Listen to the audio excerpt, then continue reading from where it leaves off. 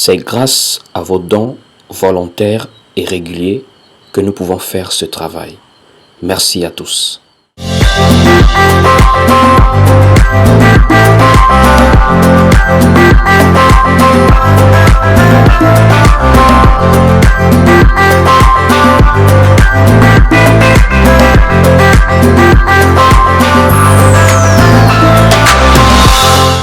Nous allons commencer à prier.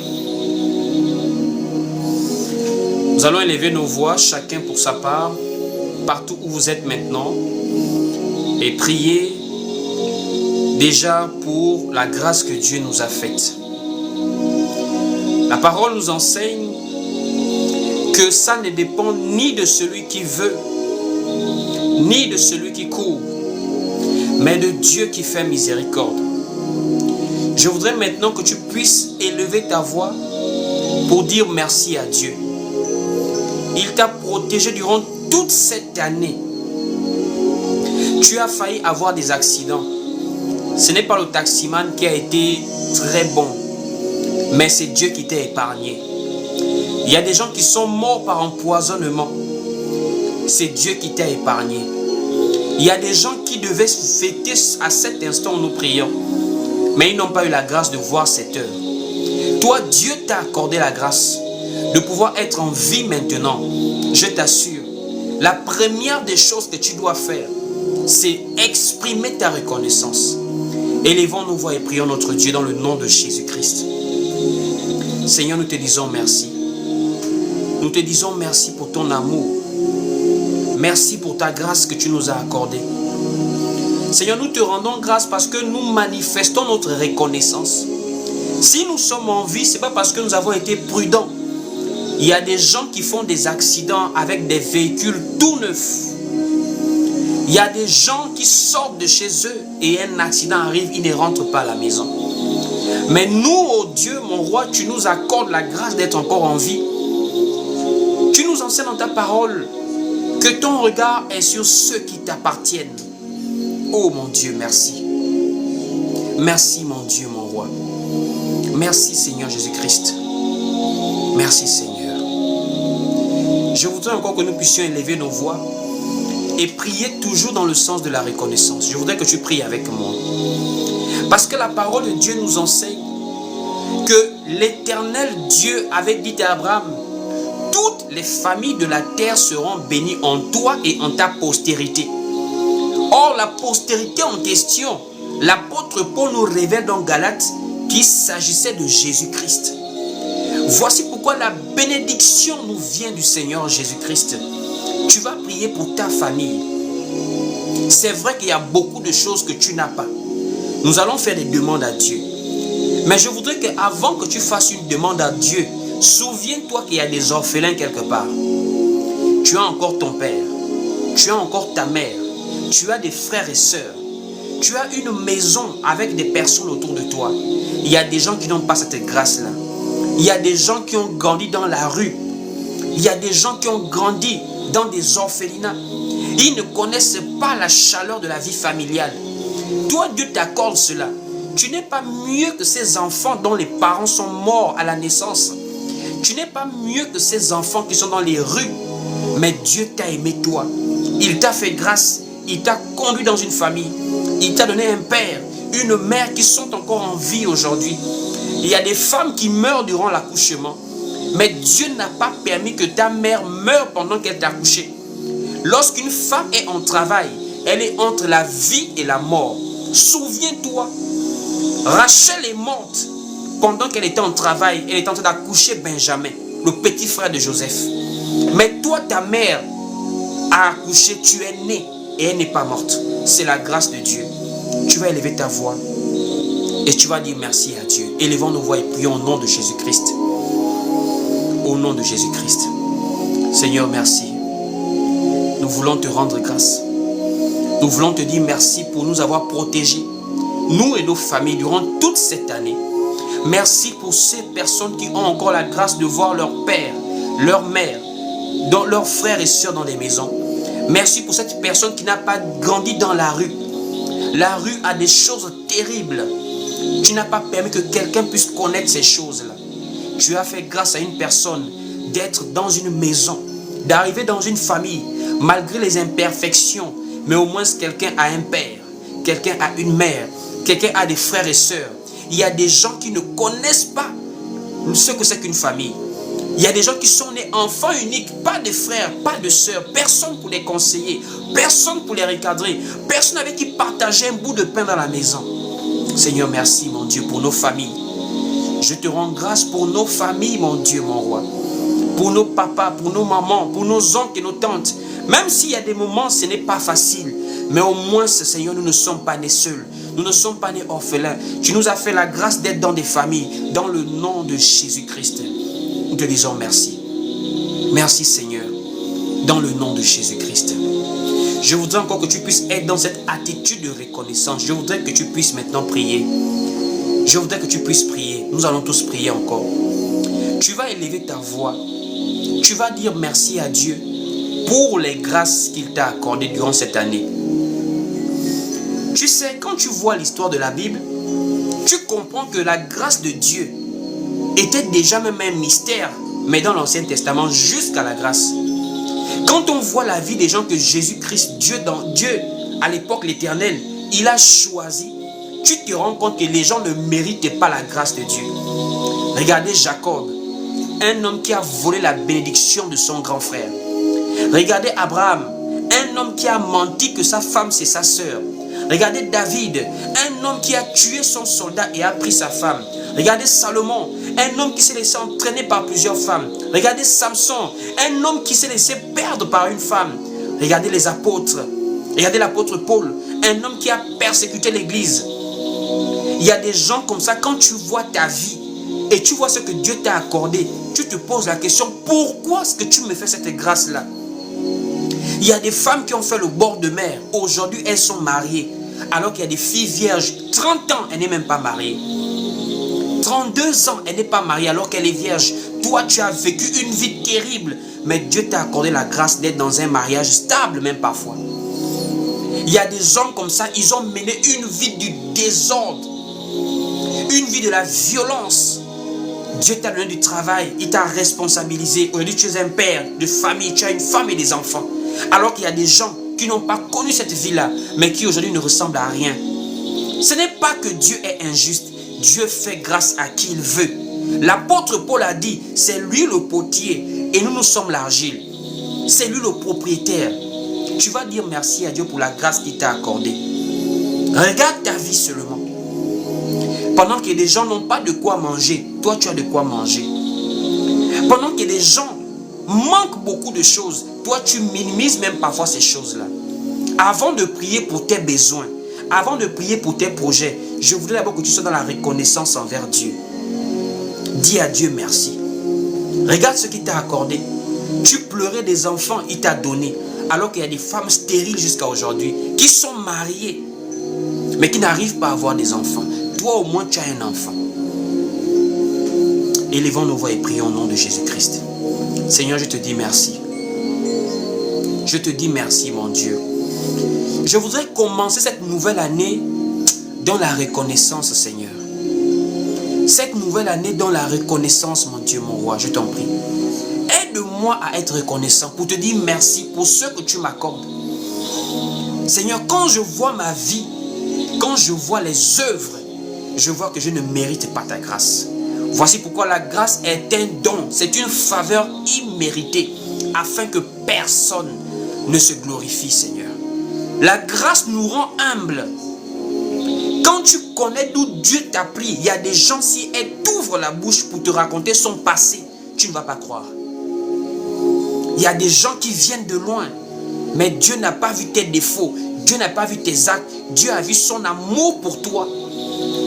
Dieu ne te choisit pas en fonction de ce que tu fais, mais Dieu te choisit en fonction de son amour pour toi. Ce n'est pas parce que tu donnes de l'argent à l'église qu'il te choisit. Il te choisit avant même que tu ne puisses naître. Il avait déjà fait son choix sur toi. Oh mon Dieu, mon roi, merci pour la grâce. Merci pour la bénédiction dans ma vie et dans la vie de quelqu'un. Nous avons la santé, nous avons la vie, nous avons des familles. Cela, c'est par ta grâce, Seigneur. C'est par ta grâce. Dans le nom de Jésus-Christ. Nous allons encore élever nos voix et nous allons prier. Tu vas maintenant prier pour encore la grâce que Dieu t'a faite. Vous savez, il y a des gens qui pensent que être en Christ, c'est le fruit d'une décision. Ce n'est pas le fruit d'une décision, mon frère, laisse-moi te le dire. Jésus fait comprendre que nul ne vient à moi si le Père ne l'attire. Tu n'es pas en Christ parce que toi tu es plus sensible que les autres. L'apôtre Paul a donné son témoignage. C'était un homme violent. Ça veut dire qu'il y a des gens, quand tu vois qu'il est en Christ, tu te poses la question, comment est-ce qu'il a fait? Dieu nous a aimés. Dieu nous a aimés.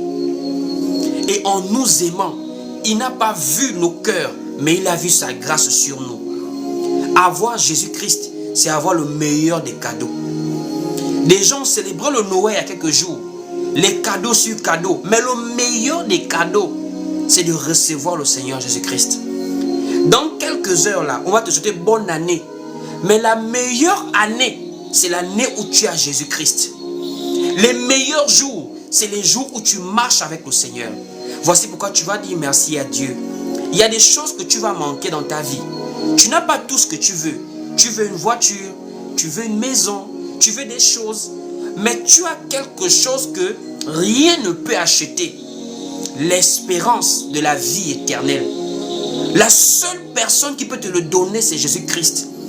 Il a dit à Marthe et Marie, je suis la résurrection. Même si Lazare est mort, moi je vous dis qu'il dort et je m'en vais le réveiller.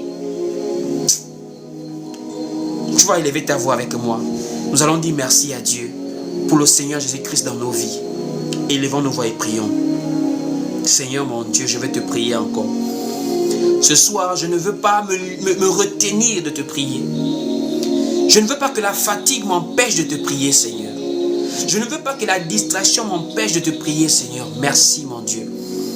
Merci, mon Dieu, mon roi, pour le meilleur des cadeaux que tu m'as fait. À quoi sert-il à un homme de gagner tout ce monde s'il doit perdre son âme? Or, tu nous enseignes dans le livre de Luc, chapitre 9, que tu n'es pas venu pour perdre les âmes des hommes, mais pour les sauver. C'est pour le salut de nos âmes que tu es venu. Voici pourquoi tu nous enseignes dans le livre de 1 Jean chapitre 2 verset 25. C'est la promesse que tu nous as faite, c'est la vie éternelle. Merci pour la vie que tu m'as donnée en Christ. Merci pour le salut.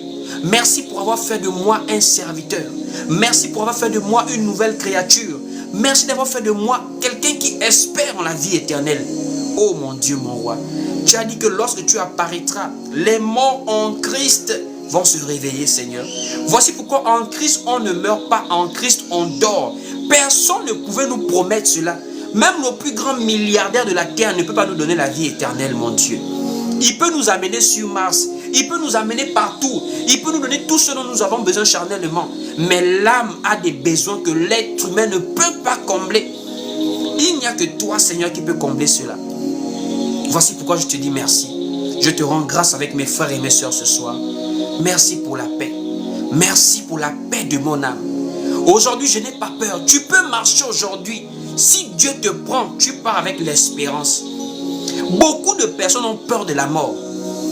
Voici pourquoi les gens ont peur quand ils sont dans des véhicules. Ils ont peur de l'accident. Ils mangent, ils ont peur du poison. Ils montent dans l'avion, ils ont peur du crash.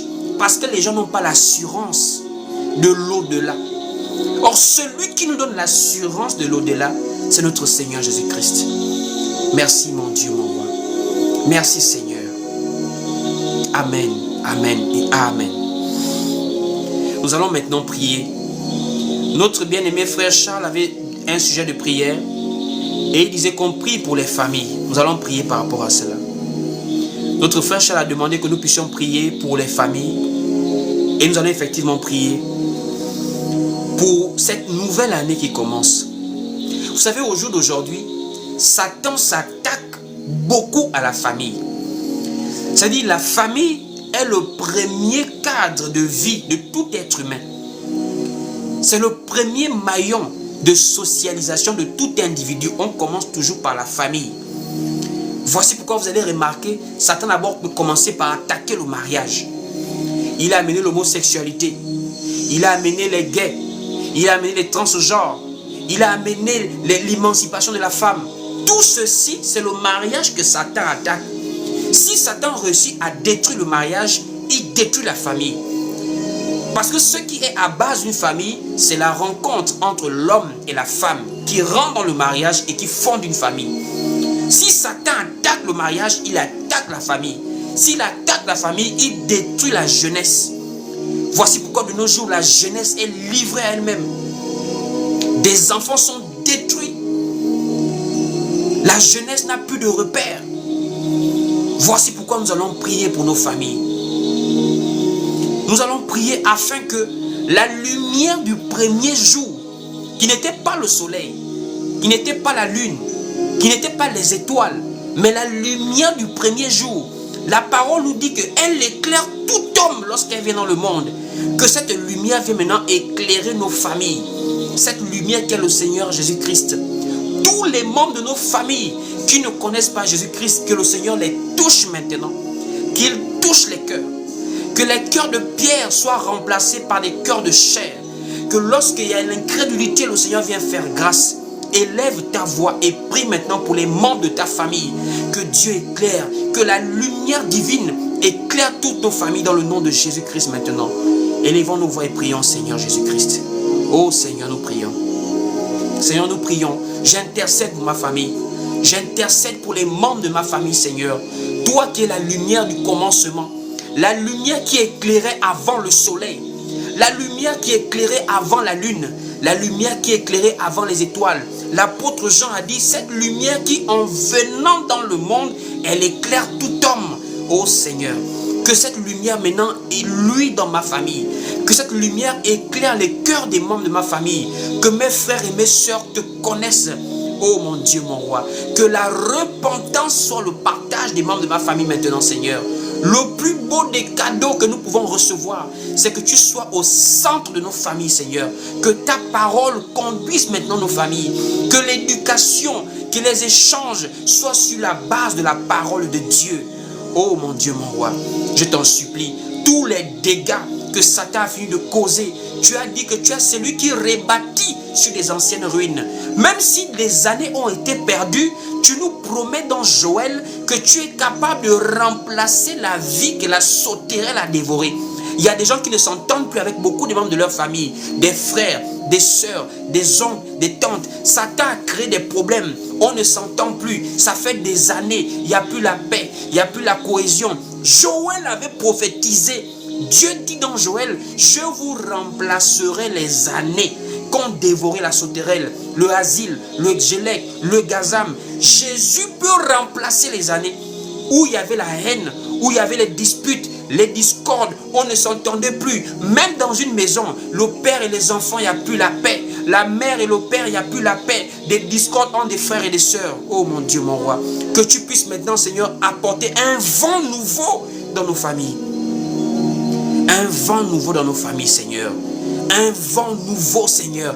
Que cette nouvelle année, c'est entre tes mains que nous remettons le sort de nos familles. Que ce ne soit plus la sagesse des hommes, mais que ce soit la sagesse divine, la sagesse qui vient d'en haut, celle qui est pure, celle qui est sans tache, celle qui est, oh mon Dieu, juste. Oh Seigneur Jésus-Christ, oh mon Dieu, mon roi. Si quelqu'un a un sujet de prière, vous pouvez mettre ça en commentaire, ou bien vous montez sur le live pour qu'on puisse prier avec vous. Tu vas maintenant encore élever ta voix. Tu vas prier. Tu vas véritablement prier maintenant. Tu vas maintenant voir la nouvelle année. Tu vas voir la nouvelle année maintenant.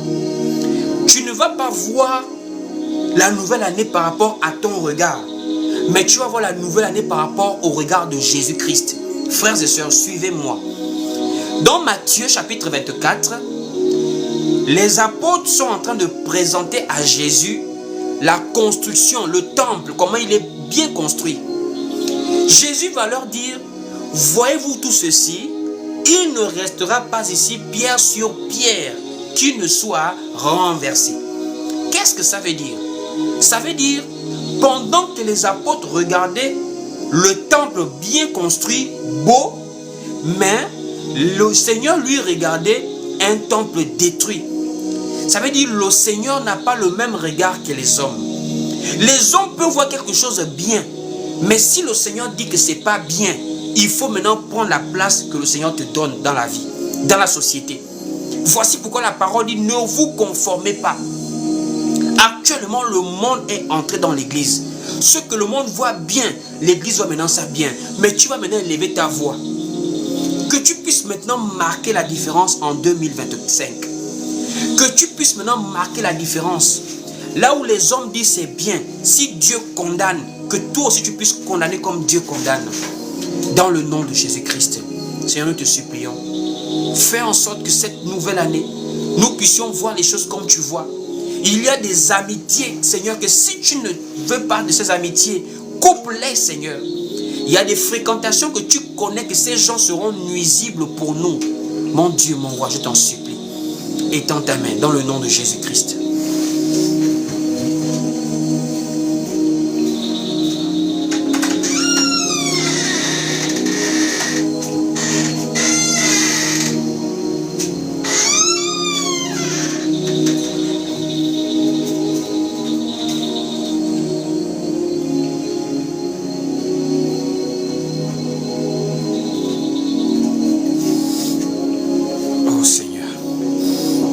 Seigneur mon Dieu, que cette nouvelle année, que tu puisses nous conduire, que tu puisses conduire ton peuple, Seigneur, que tout ce qui en nous n'est pas bon, tu enlèves cela.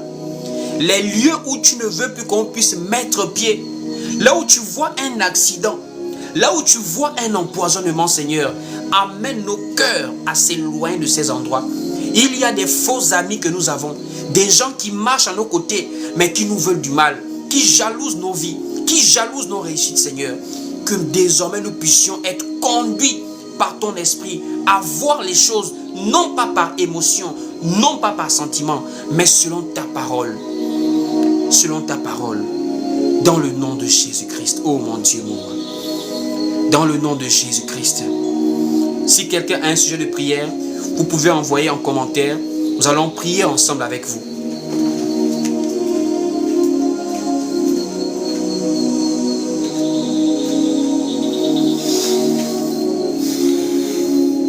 Tu vas maintenant élever ta voix et tu vas maintenant prier. Tu vas maintenant prier ton Dieu par rapport à la grâce et la faveur divine. Vous savez, Joseph et Jacob sont deux personnages qui montrent que même si tu vis des persécutions, même si tu vis des situations difficiles, tant que Dieu est avec toi, tu vas prospérer dans tout ce que tu feras. Regardez la vie de Jacob. Il est parti chez Laban, il n'avait presque rien.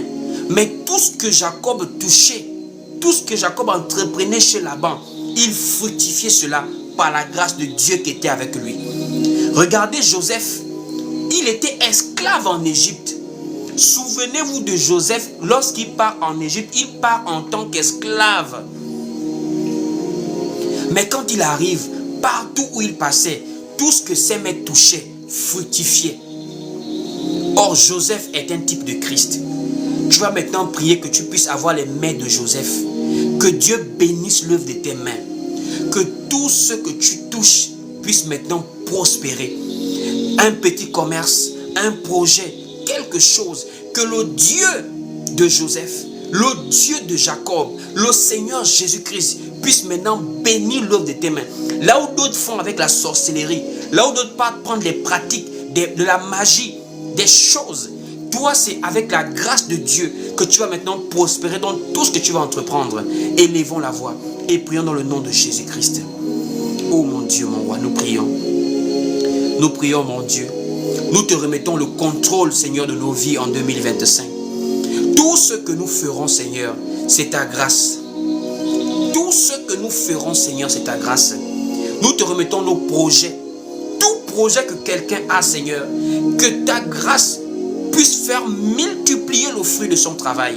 Toute personne qui travaille en s'appuyant sur toi avec des mains pures et innocentes, travaille à la sueur de son front, Seigneur. Souviens-toi des commerçantes, souviens-toi de quelqu'un qui veut entreprendre quelque chose. Il n'a que peu de moyens et il ne compte que sur toi, Seigneur. Je t'en supplie, mon Dieu, mon roi. Je t'en supplie, mon Dieu, mon roi. Donne-nous de l'intelligence dans les aspects de nos vies qui nous permet de chercher honnêtement de quoi manger. Je t'en supplie, mon Dieu, mon roi. Bénis l'œuvre de nos mains, comme tu bénissais l'œuvre des mains de Joseph, comme tu bénissais l'œuvre des mains de Jacob, comme tu as béni toujours tes serviteurs et tes servantes, dans le nom de Jésus-Christ. Oh mon Dieu, mon roi. Oh mon Dieu, mon roi. Tu vas élever ta voix encore et tu vas prier. Tu vas maintenant prier afin d'être un instrument utile pour Dieu. La parole nous enseigne que de la même manière nous avons des corps. L'Église aussi est un corps. Or, tous les membres du corps doivent jouer un rôle. Frères et sœurs, même les cheveux jouent un rôle. Même ça, les sourcils là jouent un rôle. Même le nez joue un rôle. La peau, tout ce qui est dans le corps humain, ça joue un rôle. Toi, tu ne peux pas être dans le corps de Christ, tu ne joues pas un rôle. Tu vas maintenant demander à Dieu de faire maintenant, d'éveiller en toi, d'animer en toi les grâces, les dons qu'il a déposés en toi. Qu'il puisse maintenant se manifester au travers de toi, comme autrefois, ou avec les apôtres, au temps de l'église primitive. Que tu puisses être maintenant une femme de prière, un homme de méditation, un homme qui est versé dans les Écritures, un instrument pour pouvoir apporter l'évangile, soit par ton témoignage, par l'enseignement, par une grâce particulière que tu manifestes. Élevons nos voix et prions, Seigneur.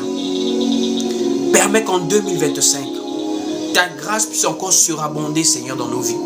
Que nous soyons des instruments qui se mettons à ton service, que tu utilises pour impacter nos familles, pour impacter nos quartiers, pour impacter nos lieux de travail, pour impacter, mon Dieu, nos pays, Seigneur, mon Dieu, mon roi. Oh, tu pouvais nous enseigner qu'il y avait même des apôtres qui ont marqué leur génération, qui ont bousculé à leur temps, à l'exemple de Paul et Silas, Paul et Barnabas, Pierre et Jean. Partout où ils passaient, ils apportaient Christ avec eux. Nous voulons être des ambassadeurs. Nous voulons être des ambassadeurs. Tu nous enseignes dans le livre de 2 Corinthiens chapitre 5 au verset 18 que Dieu a réconcilié le monde avec lui-même. Voici pourquoi il nous a donné le ministère de la réconciliation. Nous voulons être des instruments par lesquels tu ramènes les âmes à toi, mon Dieu, par nos vies, par la parole, par la prière, par les dons spirituels, mon Dieu. Fais de nous une génération de jeunes hommes et de jeunes femmes qui impactons, mon Dieu, mon roi. Là où Satan est en train de détruire la jeunesse, il faut que le monde puisse savoir que l'église de Dieu a aussi une jeunesse. Des gens qui prêchent, des gens qui vivent la saine doctrine. Satan a infiltré beaucoup de bâtiments. Des gens vivent maintenant une foi mélangée. Ils ressemblent au monde, ils ressemblent à des païens, ils se comportent comme des païens, ils s'habillent comme des mondains, parce que des gens veulent maintenant ressembler au monde. Mais nous, Seigneur, nous voulons être de l'évangile authentique, la pure église qui a commencé avec les 12 apôtres à l'église primitive et qui a progressé. Cette église qui reste sur le roc, sur la parole. Fais de nous ces personnes. Nous voulons imiter les premiers apôtres. Nous voulons imiter les premiers apôtres. Nous voulons vivre une vie de foi sans mélange. Nous ne voulons pas nous conformer au siècle présent, mais nous voulons vivre conformément à l'évangile apostolique. Dans le nom de Jésus-Christ, nous voulons dénoncer tout ce qui est contraire à la parole de Dieu. L'immoralité, ce qui est anti-parole, l'homosexualité, la dépravation des mœurs, l'égalité des sexes, le féminisme, les femmes qui prêchent dans les églises. Aide-nous, Seigneur, à marquer notre génération en condamnant ce qui est faux, Seigneur. Nous voulons puissamment impacter comme les apôtres ont travaillé, Seigneur. Nous te supplions, mon Dieu, mon roi, que tu permets que nous soyons des instruments pour toi en ce temps de la fin, dans le nom de Jésus-Christ. Dans le nom de Jésus-Christ. Oh mon Dieu, mon roi, étends ta main. Étends ta main. Révèle le don spirituel chez quelqu'un. Que quelqu'un à qui tu peux disposer un don spirituel maintenant puisse le manifester, Seigneur. Que quelqu'un à qui tu as destiné à travailler dans la prédication puisse se réveiller, mon Dieu. Tu nous enseignes à veiller et à prier, Seigneur. Nous ne voulons pas être une église de sommeil, mais nous voulons être en éveil, car tu as dit veiller et prier. Veiller et prier, mon Dieu, mon roi. Nous te supplions, Seigneur. Nous te supplions, Seigneur. Oh mon Dieu, tu as dit l'amour du monde est une inimitié contre Dieu. Je t'en supplie, Seigneur. Nous ne voulons pas aimer le monde, mais nous voulons aimer ta parole. Nous voulons aimer ta parole, Seigneur. Dans le nom de Jésus-Christ. Dans le nom de Jésus-Christ. Alors, nous allons maintenant commencer notre temps de partage de la parole. Déjà, shalom encore à tout le monde, à tous ceux qui viennent d'arriver sur le live et à tous ceux qui sont là depuis le début de notre temps de partage. Soyez tous les bienvenus. Si tout le monde peut juste faire un signe de la main, les présents, ceux qui sont véritablement avec nous là, juste un signe de la main. Nous sommes à notre soirée, notre dernière soirée de cette année. Nous avons décidé de passer cette soirée avec Jésus-Christ. C'est par rapport à cela que nous sommes ici dans la parole de Dieu. Selon ce que la parole nous dit dans le livre de Luc chapitre 17 au verset 37. Là où sera le corps, c'est là où s'assembleront les aigles. Le corps, c'est Christ. Christ, c'est la parole. Ainsi, nous sommes les aigles maintenant qui consommons la parole de Dieu. Et notre thème, c'est le vrai Jésus. C'est notre thème que nous partageons par rapport à cette période dans laquelle nous sommes, par rapport à ce temps précis, cette soirée. Nous partageons sur le vrai Jésus. Parce que ce qui est sûr, au moment où nous sommes réunis, plusieurs lives sont en train de se passer actuellement. Sur TikTok, sur YouTube, partout sur les réseaux sociaux et dans des bâtiments. Actuellement là, vous mettez votre YouTube, plusieurs pasteurs soi-disant sont en live. Plusieurs soi-disant prophètes sont en live. Les chaînes chrétiennes là sont en live. Qu'est-ce qu'ils font? Ils traversent. Ils ont leur traversée. Ils le font la nuit de la traversée. Parce que dans leur tête, c'est comme si Dieu lui marchait avec le calendrier 2024-2025. Pour nous, c'est juste un changement de date. Mais nous savons tous que c'est Dieu lui-même, selon son temps, selon son calendrier, qui dispose les temps et les circonstances. Donc actuellement, ce qui se passe, c'est un peu comme à l'époque de Baal et de Élie. Les prophètes de Baal et les prophètes d'Élie. La différence, ce sera maintenant au niveau du fondement. Au niveau du fondement. Lorsque Moïse avait été envoyé par l'Éternel chez Pharaon en Égypte pour aller délivrer le peuple d'Israël, je vous assure, les Égyptiens avec Pharaon n'ont pas été impressionnés par ce que Moïse avait fait. Moïse a pris sa verge, il balance, c'est un bâton, c'est le serpent qui sort. Moïse pensait qu'ils allaient au moins être effrayés par cela. Ils ont fait la même chose. Les magiciens d'Égypte ont aussi jeté des verges, ceux-ci transformés en serpent. Mais la parole appelle Moïse prophète et la parole appelle les autres les magiciens. Pourquoi? C'est à cause de la base, le fondement. Là actuellement ils vont prier, la traversée, ils vont citer le Jésus. Mais est-ce que c'est le Jésus de la traduction française de Yeshua HaMashiach ou bien c'est le Jésus de la parole? Parce que Jésus, c'est Dieu fait chair. Et Dieu, au commencement, il est parole. Donc, c'est par rapport à ce Jésus parole que nous allons partager ce soir. Le vrai Jésus. Parce que peut-être vous ne le connaissez pas, mais les apôtres nous avaient déjà informés d'un potentiel deuxième Jésus sur le terrain. C'est pas moi, nous allons lire.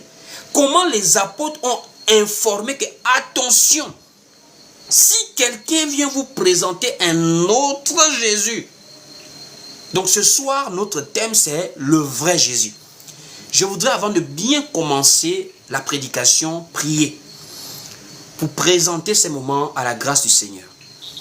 Qu'il puisse conduire, que l'objectif soit l'édification. Que l'objectif soit d'amener les gens à la parole, à la véritable repentance. Et non aux sensations, non aux émotions, non à un système d'hommes. On n'amène pas les gens à un système d'hommes ici. Nous, on n'appartient pas à un bâtiment. On n'a pas de congrégation. On n'a pas de communauté, que ça c'est notre église à nous. Nous, on amène les gens à la parole. Parce que c'est la parole qui sauve. Ce n'est pas les bâtiments qui sauvent. Donc je voudrais d'abord que nous puissions prier ensemble. Si tu es avec moi, je ne sais pas s'il y a du désordre ou tu es là-bas un peu du bruit, mais je voudrais que tu puisses te mettre en position juste révérencieuse pour le Seigneur et je vais prier maintenant. Seigneur, notre Dieu, notre Père, Père très saint, nous te bénissons et nous te rendons grâce pour ces moments que tu disposes. Je te dis merci pour la présence de mon frère et de ma soeur sur ce live. Je te dis merci pour ta parole. Tu nous enseignes que c'est toi qui produis en nous le vouloir et le faire. Nous ne nous sommes pas levés parce qu'on n'avait rien d'autre à faire. Mais le désir d'être dans ta présence a été plus fort que le désir d'être ailleurs. Le désir d'être avec des frères pour partager la saine doctrine a été plus fort que le désir d'aller s'amuser avec des amis. Voici pourquoi, Seigneur, nous le croyons, c'est toi qui as voulu que nous soyons là. Nous voulons maintenant que tu nous édifies par ta parole. Que seule ta parole soit l'absolu. Que l'honneur et la gloire te reviennent, Seigneur Jésus-Christ. C'est en ton nom que nous avons tous prié. Nous disons tous Amen. Amen, Amen et Amen. Shalom, shalom à tous. Alors, frères et sœurs, comme je le disais, notre thème, c'est le vrai Jésus. Alors, quelqu'un directement va se poser la question, est-ce qu'il y a un faux Jésus? Est-ce qu'il y a un autre Jésus? Parce que c'est quelque chose d'assez osé de déposer un thème comme cela. Au moment où actuellement les thèmes qui règnent sur les affiches, c'est l'année 2025, c'est l'année de l'abondance. C'est l'année des profondeurs. C'est l'année d'une nouvelle dimension. C'est l'année de la percée financière. Mais ici, le thème que nous partageons, c'est le vrai Jésus. Pourquoi le vrai Jésus? Est-ce qu'il y a-t-il un faux Jésus?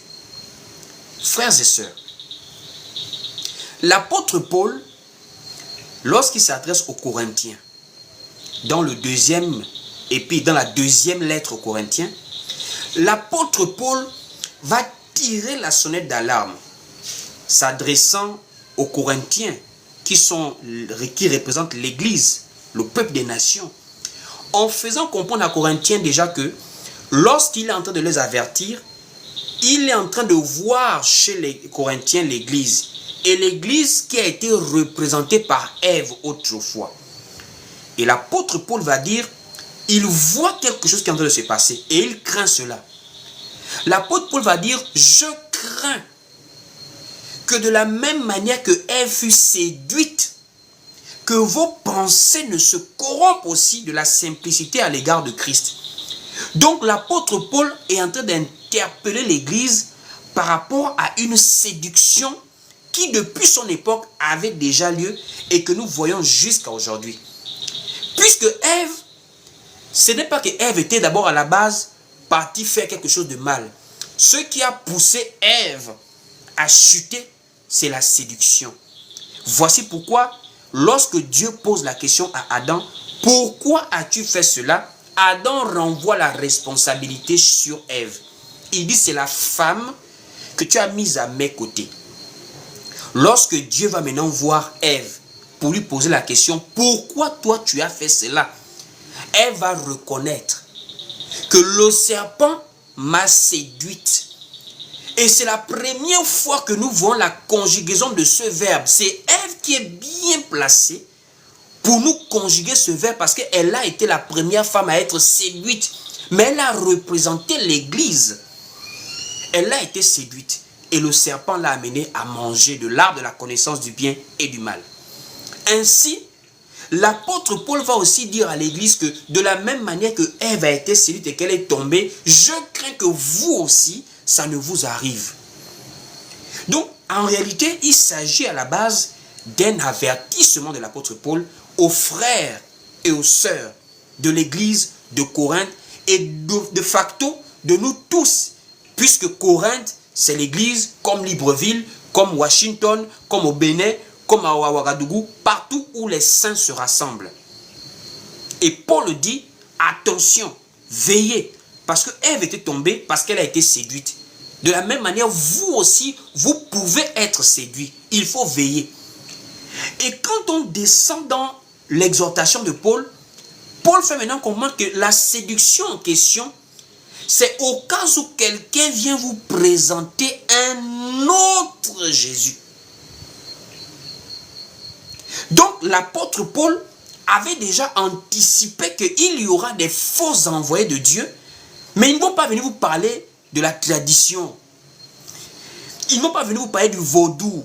Non. Ils ne viendront pas vous parler du bouiti, du mouiri. Non, non, non, non. Ils viendront vous parler de Jésus. Le nom de ces gens qui viendront pour vous séduire, comme Satan avait séduit Ève, Ce sont des êtres humains comme nous sommes là. Ils viendront avec des paroles. Et la manière pour eux de vous tenir, c'est d'abord pour vous donner le nom qui vous met en confiance. Si on dit Satan, tout le monde va fuir. Personne n'est jamais prévenu prêcher au nom de Satan. Il n'y a pas. Quand on entend seulement la prédication, c'est au nom de Jésus. Et les vrais et les faux pasteurs. C'est-à-dire même le faux utilise la marque déposée du vrai. C'est comme de la falsification. C'est un peu comme on parle des produits. Lorsqu'on parle des faussaires, ce sont des gens qui utilisent des logos, des signatures, c'est-à-dire des marques déposées des vrais, pour pouvoir tromper la vigilance des consommateurs ou encore des usagers. C'est comme ça que l'apôtre Paul aussi avait fait comprendre que des gens viendront, mais ils auront un nom à la bouche, Jésus. Mais seulement, la manière dont ils vont présenter ce Jésus-là, ce ne sera pas le Jésus que nous vous prêchons. Parce que les apôtres ont prêché Jésus, mais le Jésus que les apôtres nous ont prêché, il est différent du Jésus que nous voyons aujourd'hui là. Actuellement, là, le Jésus qui est dans les bâtiments là, c'est le Jésus de la prospérité financière. C'est le Jésus de l'élévation. C'est le Jésus qui autorise les femmes à prêcher. C'est le Jésus qui prélève la dîme dans les églises. C'est le Jésus du combat spirituel. C'est le Jésus qui permet aux gens de lancer le feu aux sorciers. Ça, c'est un Jésus qui est dans les bâtiments actuellement là. Des gens qui sont en train de faire la nuit de la traversée là. Il y a un Jésus qu'on leur présente là-bas actuellement. Et l'apôtre Paul avait déjà dit ça. Que si vous remarquez, on vous présente un autre Jésus. Il faut faire attention maintenant. Allons-y maintenant lire le livre de 2 Corinthiens, chapitre 11, à partir du verset 2. 2 Corinthiens, chapitre 11, à partir du verset 2. Il est écrit ici, dans 2 Corinthiens, chapitre 11, à partir du verset 2. Car je suis jaloux de vous, d'une jalousie de Dieu, parce que je vous ai fiancé à un seul époux, pour vous présenter à Christ comme une vierge pure. Toutefois, ça commence, toutefois, de même que le serpent séduisit Ève par sa ruse, je crains que vos pensées ne se corrompent et ne se détournent de la simplicité à l'égard de Christ. Car, c'est là où maintenant nous rentrons dans le fond du sujet. Paul dit ici au verset 4 de 2 Corinthiens 11, car si quelqu'un vient vous présenter un autre Jésus, dont en un mot, l'apôtre Pierre nous met déjà en garde que l'affaire de Jésus là, il y aura une falsification avec le temps. L'affaire de Jésus là, il y aura des faussaires. Il y aura des faussaires qui viendront. Il y a le vrai Jésus qui a été enseigné par les apôtres, mais il y aura aussi des faussaires. Ça veut dire ils ont le nom Jésus, mais ce n'est pas le même Jésus en fait. Ce n'est pas le même Jésus. Donc Paul dit ici, car si quelqu'un vient vous présenter un autre Jésus que celui que nous vous avons prêché. Donc les apôtres ont prêché un Jésus. Mais il faut maintenant veiller à ce que toi en 2024, le Jésus que tu pries dans ton bâtiment là, il soit le même Jésus que Paul avait prêché. S'il y a une différence dans le Jésus là, il faut commencer à te poser des questions. Parce que le Jésus ne peut pas changer en 2025 de celui qui était au premier siècle. S'il y a déjà un changement de ce Jésus là, il faut commencer à te poser des questions. Jésus qui n'a pas envoyé des femmes prêcher, subitement Jésus commence à envoyer des femmes prêcher en 2025. C'est ce que Paul disait. Qu'il faut d'abord chercher à savoir qui est le Jésus que les Paul prêchait. Allons-y. Donc, car si quelqu'un vient vous présenter un autre Jésus que celui que nous vous avons prêché, ou si vous recevez un autre esprit que celui que vous avez reçu, ou un autre évangile que celui que vous avez embrassé, vous le faites, vous le supportez fort bien. Ça devient problématique, mais en même temps, ça nous permet de bien comprendre ce qui se passe. Ça nous permet de bien comprendre. Dieu éternel a créé le monde et tout ce qui s'y trouve. Et il a dressé un plan du salut. Et dans le plan du salut, Dieu lui-même, d'après sa parole, ne pouvait pas venir sauver l'homme parce qu'il n'est pas semblable à l'homme. Or, la loi de rachat est une loi qui fait comprendre que celui qui a le droit de racheter le bien qu'a perdu quelqu'un, c'est son proche parent. Beaucoup de personnes se demandent pourquoi Dieu peut-il descendre sur la terre pour mourir à la croix. Ce n'est pas admissible. C'est là où les musulmans s'arrêtent. Et beaucoup de soi-disant pasteurs sont aussi bloqués là. Que Jésus, ce n'est pas Dieu. Dieu, c'est le Père. Jésus, c'est le Fils. Ils ne comprennent pas que c'est la même personne. C'est Dieu qui s'est fait chair. Pourquoi? Mais ce n'est pas comme si Dieu est au ciel avec une femme et des enfants et que Jésus, c'est son Fils. Non, non, non. Dieu a un seul trône. Il n'y a pas deux trônes au ciel. Il n'y a pas deux trônes. Il ne partage sa gloire avec personne. Voici pourquoi Satan a été chassé avec un tiers des anges. Dieu ne partage pas sa gloire. Donc au ciel là-bas, il n'y a pas un deuxième trône pour un Jésus. C'est la même personne. Quand on dit à la droite, c'est une représentation de la partie action de Dieu. Lorsqu'il veut se faire chair. Donc Dieu en question, il se fait chair par rapport à la loi de rachat. Qu'est-ce que la loi de rachat nous dit? On va aller lire Lévitique, chapitre 25, au verset 25. On va doucement dans l'enseignement. On ne court pas aujourd'hui. D'autres sont très faits à traverser. Nous, nous sommes dans la parole aujourd'hui. Lévitique, chapitre 25, au verset 25. Allons-y lire. Il est écrit ici dans Lévitique 25, au verset 25. Je lis la parole de Dieu. Il est écrit, voilà. Dans Lévitique 25, au verset 25. On dit, si ton frère devient pauvre et vend une portion de sa propriété, celui qui a le droit de rachat, son plus proche parent, viendra et rachètera ce qu'a vendu son frère. Adam était être humain, puisque Dieu le crée esprit, et Dieu le recouvre. Donc Dieu recouvre son âme de la poussière de la terre, et il insouffle dans ses narines un souffle de vie. Donc automatiquement, Adam est différent de Dieu, parce que Dieu il est esprit, Adam il est chair. Jésus-Christ a dit ça à la femme samaritaine, Dieu est esprit. Et il faut que ceux qui l'adorent, l'adorent en esprit et en vérité. Or, à l'instant T, où Dieu a recouvert Adam de la poussière de la terre, Dieu ne pouvait plus, conformément à sa parole, venir sauver directement Adam. Puisque en recouvrant Adam de la poussière de la terre, Dieu a fait de Adam quelqu'un qui n'est pas comme lui. Adam est chair, Dieu est esprit. Et la loi du rachat dit, c'est une affaire du droit. Le rachat que Dieu nous a racheté, ce n'est pas parce qu'il est fort. Dieu, il est parole. Et dans sa parole, c'est une affaire de droit. Le rachat est un droit. Voici pourquoi dans l'Apocalypse, on dit qui est digne. Ce n'est pas qui est fort, qui est digne. Avec Dieu, c'est la dignité. Celui qui doit, celui qui mérite.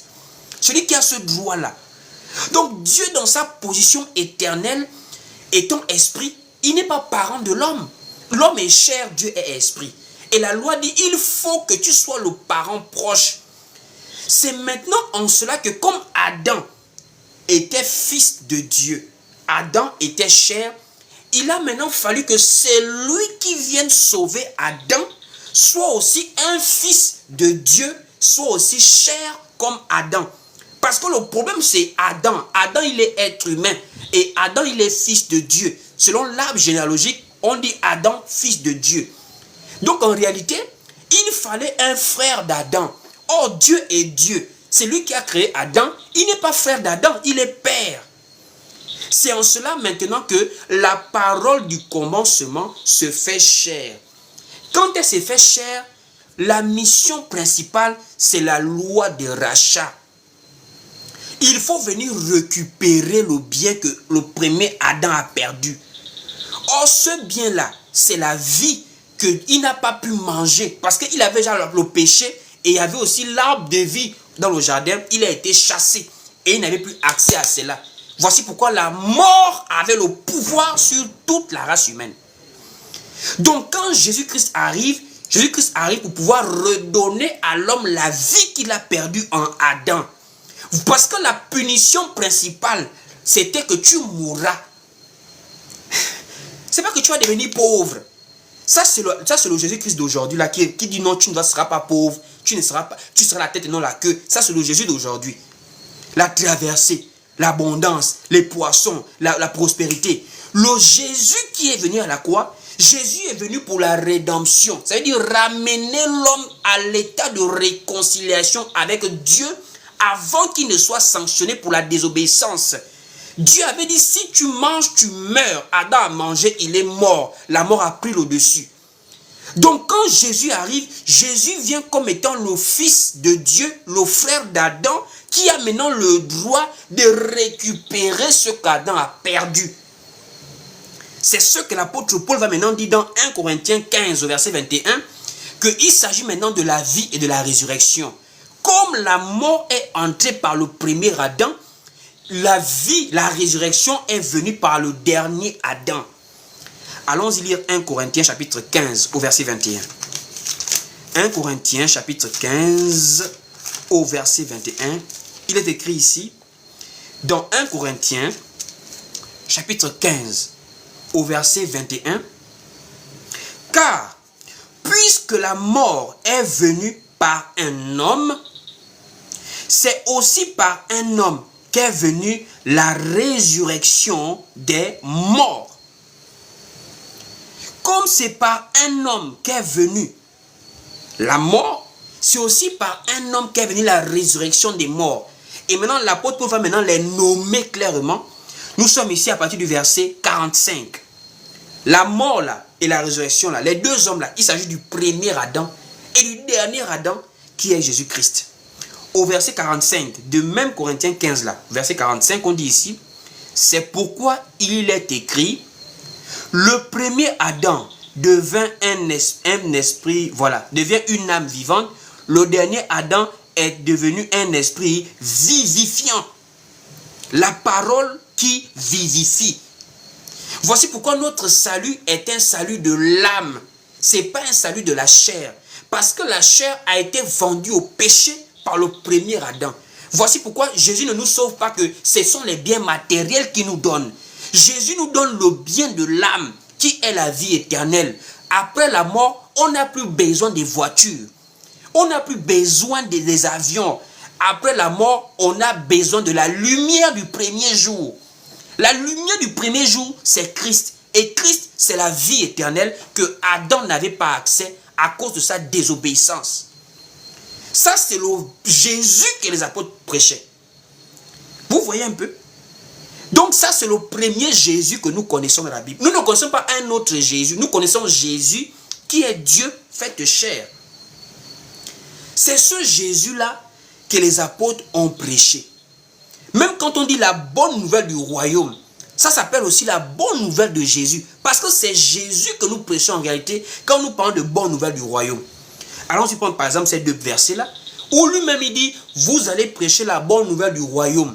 Mais dans Actes, on dit, Philippe a prêché la bonne nouvelle de Jésus. Allons-y voir. Matthieu chapitre 24, au verset 14. Matthieu chapitre 24, au verset 14. Qu'est-ce qui est écrit ici? Dans Matthieu 24, au verset 14, il est écrit, cette bonne nouvelle du royaume sera prêchée dans le monde entier pour servir de témoignage à toutes les nations. Alors viendra la fin. La bonne nouvelle du royaume. Cette bonne nouvelle du royaume. Mais quand Philippe prêche, on peut enlever royaume, on met seulement Jésus. La bonne nouvelle de Jésus. Parce que c'est Jésus que nous prêchons en fait. Allons-y prendre Actes chapitre 8. Actes au chapitre 8. Nous sommes ici au verset 35. Dans Actes chapitre 8 au verset 35, il est écrit ici. Alors Philippe, ouvrant la bouche et commençant par ce passage, lui annonça la bonne nouvelle de Jésus. La bonne nouvelle de Jésus. Donc à la base, on ne peut pas prêcher quelqu'un qu'on ne connaît pas. C'est là doit commencer la falsification des églises des réveils. On ne connaît pas qui est Jésus, mais on le prêche. Jésus, c'est Dieu fait chair, puisque Dieu, c'est la parole. Et on a vu comment il s'est fait chair. C'était par rapport à la loi de rachat qu'il devait devenir semblable à l'homme pour le sauver. Même si sur la terre, il pouvait dire mon Dieu, mon Dieu. Mais quand il dit mon Dieu, mais c'est parce que rien n'est impossible à lui. Il est Père, il est Fils, il est Esprit, il est la même personne. C'est pas parce qu'il est sur la terre en chair qu'il n'est plus au ciel. C'est ça en fait la parole de Dieu. C'est pas parce que Jésus est là pour dire mon Dieu, pourquoi m'as-tu abandonné? Ça veut dire que quand il est là, il ne peut pas être aussi au ciel. Non, non, non, non, non. Parce qu'en réalité, il est en train d'actualiser la loi et les prophètes. La vie de Jésus, ça a été simplement raconté. Jésus n'est que l'accomplissement. Son entrée à Jérusalem, les prophètes ont prêché ça. Qu'il entre sur le petit d'une ânesse. Donc quand il rentre à Jérusalem, il n'est simplement qu'en train d'actualiser ce que les prophètes ont dit. Lorsqu'il dit l'Esprit du Seigneur est sur moi car il m'a oint, il est en train de prendre Ésaïe 61. Que l'Esprit du Seigneur est sur moi. Lorsqu'il dit même mon Dieu, allez-y lire David et Psaumes. David est en train de parler. Même quand David dit tu ne permettras pas que ton sein voie la corruption. David ne parlait pas de lui-même. L'apôtre Pierre nous révèle maintenant que non, David est là. Son tombeau est là. Mais pourtant, il avait dit que tu ne permettras pas que ton juste, ton saint voie la corruption. Il s'agissait de Jésus. Donc Jésus ne le voyait pas cher. Vous voyez Jésus en tant que parole. Voici pourquoi Jésus s'est plié dans l'accomplissement des Écritures. Il s'est personnifié dans les prophéties bibliques. Ésaïe dit, un fils nous est né. Ésaïe va dire quelque chose. Je voudrais qu'on parte lire ça pour ne pas que j'écorche. On va aller lire Ésaïe. Là, ça commence à monter. Allons-y lire Ésaïe, voilà. Nous partons tous dans le livre de Ésaïe, voilà. Ésaïe, voilà. Chapitre 9, je crois, on va lire. Pour une prophétie que le Seigneur lui-même, il vient actualiser. Ésaïe chapitre 9 au verset 5. Ésaïe 9 au verset 5, on dit ici, car un enfant nous est né, un fils nous est donné, et la domination reposera sur son épaule. Quand on dit un enfant nous est né, un fils nous est donné, il s'agit de Jésus-Christ. Mais pourquoi est-ce qu'on dit un enfant nous est né, on met virgule, on dit un fils nous est donné? Mais c'est Jésus. C'est pas écrit Jésus, mais il a accompli ça en ce que un enfant et un fils représentaient aussi les deux alliances. Nous, on ne connaît pas Jésus de la naissance parce qu'il est né en tant que juif, il est venu pour les juifs. Voici pourquoi quand on dit un enfant nous est né, c'est Jérusalem. C'est Bethléem qui est en train de parler là. Qu'il va naître à Bethléem par rapport à ce que Michée va annoncer. Voici pourquoi quand on dit un enfant nous est né, il s'agit de la première dispensation où Jésus naît en tant qu'humain, juif. Mais nous les nations, nous avons reçu le Jésus ressuscité. Quand il dit allez, faites de toutes les nations des disciples, nous avons reçu l'office. Donc Jésus n'est que l'accomplissement des Écritures, Dieu fait chair la parole. Et ce Jésus-là, remarquez bien comment il a été plagié. Ça veut dire on l'a falsifié dans le faux. Jésus nous promet l'esprit. Jésus nous donne la sainte doctrine, l'évangile à prêcher. Regardez comment Jésus marche. Quand Jésus arrive, il apporte d'abord la sainte doctrine. Et on va lire cela. Le livre de Jean chapitre 7. Jean chapitre 7 au verset 16. On voit comment Jésus dit, ma doctrine n'est pas de moi, mais de Dieu. Il est en train d'enseigner la doctrine aux apôtres. Allons-y lire le livre de Jean chapitre 7 au verset 15. Donc Jean 7 au verset 16, il est écrit ici.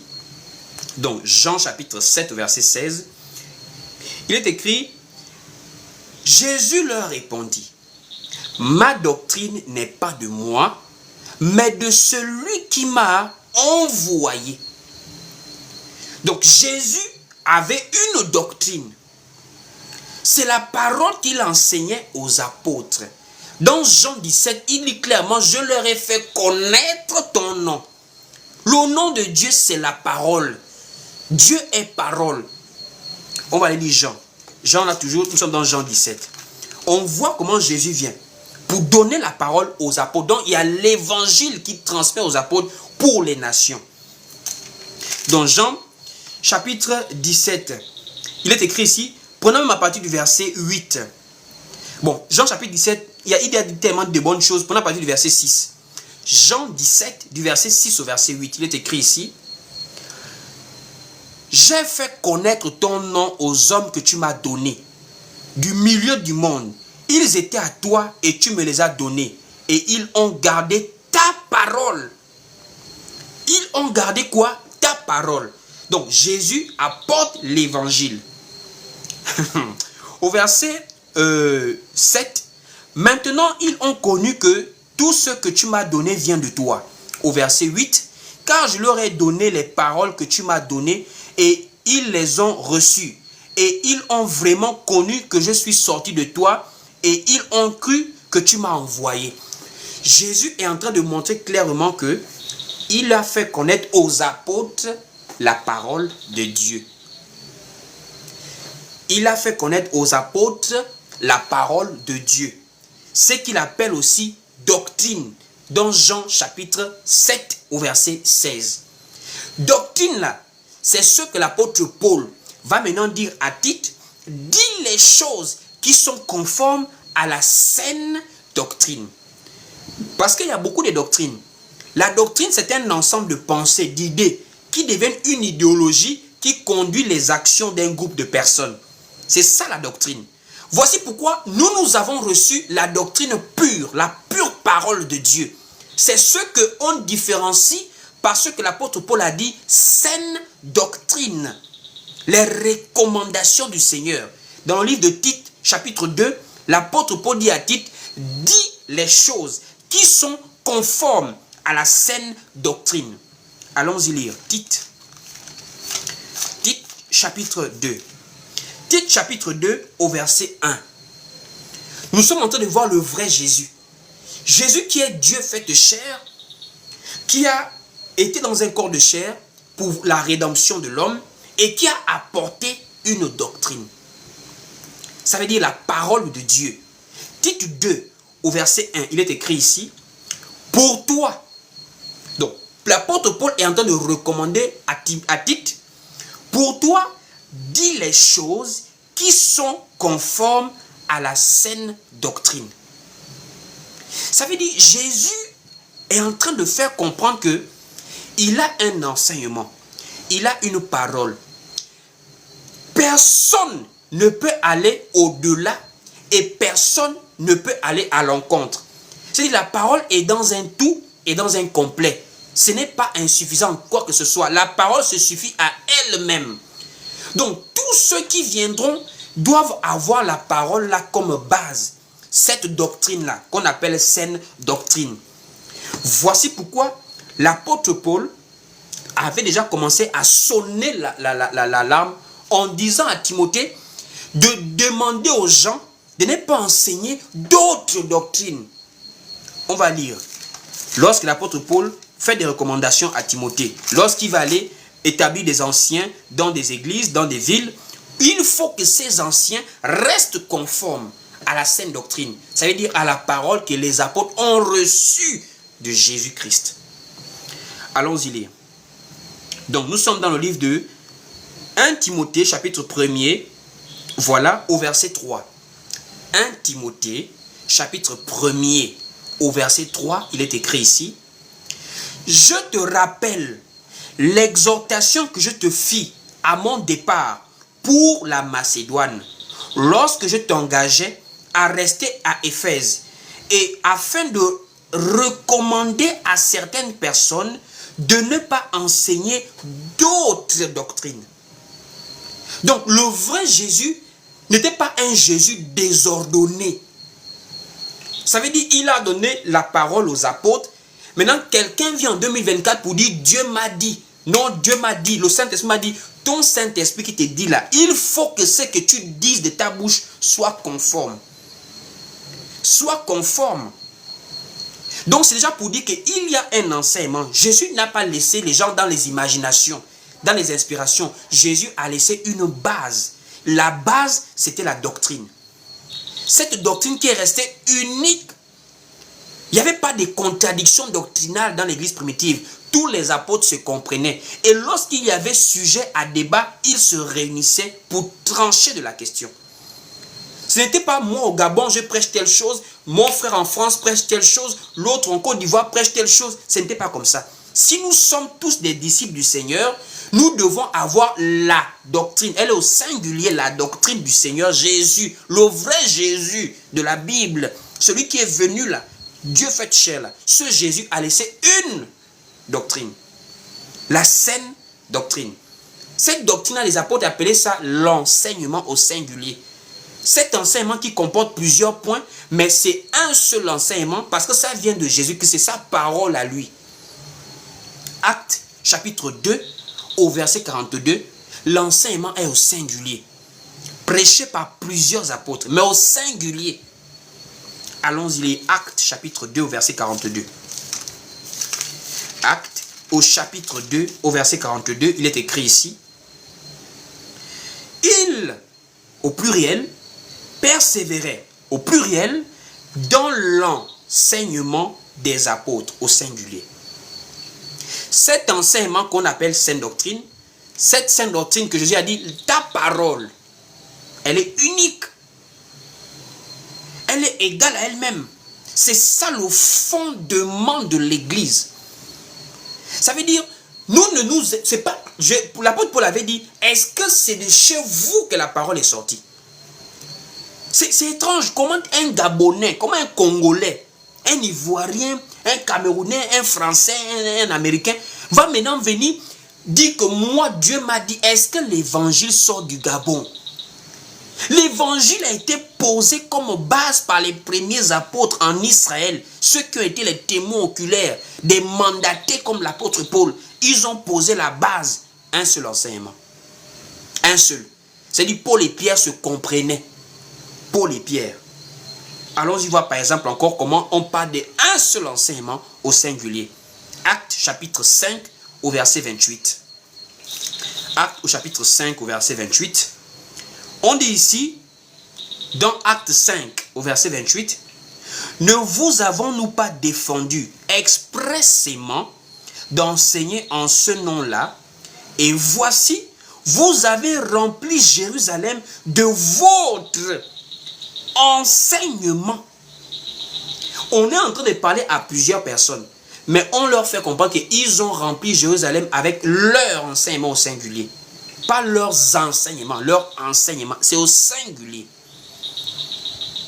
Donc ça veut clairement dire que aujourd'hui, on ne peut pas avoir des enseignements différents, des doctrines différentes. Ça, c'est pas le vrai Jésus qui a amené ça. Le vrai Jésus a amené une seule parole, une seule doctrine, un seul enseignement pour servir de base à l'Église. Et ce Jésus, lorsqu'il laisse l'enseignement, il va maintenant promettre l'esprit avant de partir. Parce que la lettre tue. La lettre, c'est comme le songe du roi qui est codé. Il faut maintenant un Joseph. Joseph qui est Christ dans l'ombre. Christ qui a le Saint-Esprit manifesté sous forme spirituelle dans l'Église. Donc il faut l'Esprit Saint qui est Jésus, qui était comme Joseph pour interpréter l'Écriture, pour comprendre l'Écriture, pour expliquer l'Écriture. Voici pourquoi Jésus revient sous forme spirituelle. C'est Jésus lui-même qui revient le jour de la Pentecôte en Saint-Esprit pour venir maintenant conduire l'Église. Pour venir maintenant édifier l'Église par des dons spirituels, par les dons du ministère, par en tout cas le travail qu'il fait dans l'Église, qui est d'être avec son Église, avec son peuple. Voici pourquoi nous avons reçu le Saint-Esprit. Il y a les dons spirituels qui sont là, il y a les dons du ministère, l'enseignement, il y a plusieurs choses dans l'Église par lesquelles nous pouvons manifester le Saint-Esprit. Donc quand le Saint-Esprit arrive là, il ne peut pas venir contredire ce que lui-même a donné comme parole en chair. Voici pourquoi je dis, les gens ne connaissent pas d'abord Jésus-Christ. Si tu ne sais pas que Jésus c'est Dieu, Jésus c'est le Saint-Esprit et c'est la même personne, c'est facile pour toi de dire le Saint-Esprit m'a dit que, parce que tu veux contredire Jésus en chair. Parce que dans ta tête, c'est deux personnes différentes. En tant c'est la même personne. Mais sous des représentations différentes. Le Saint-Esprit c'est Jésus.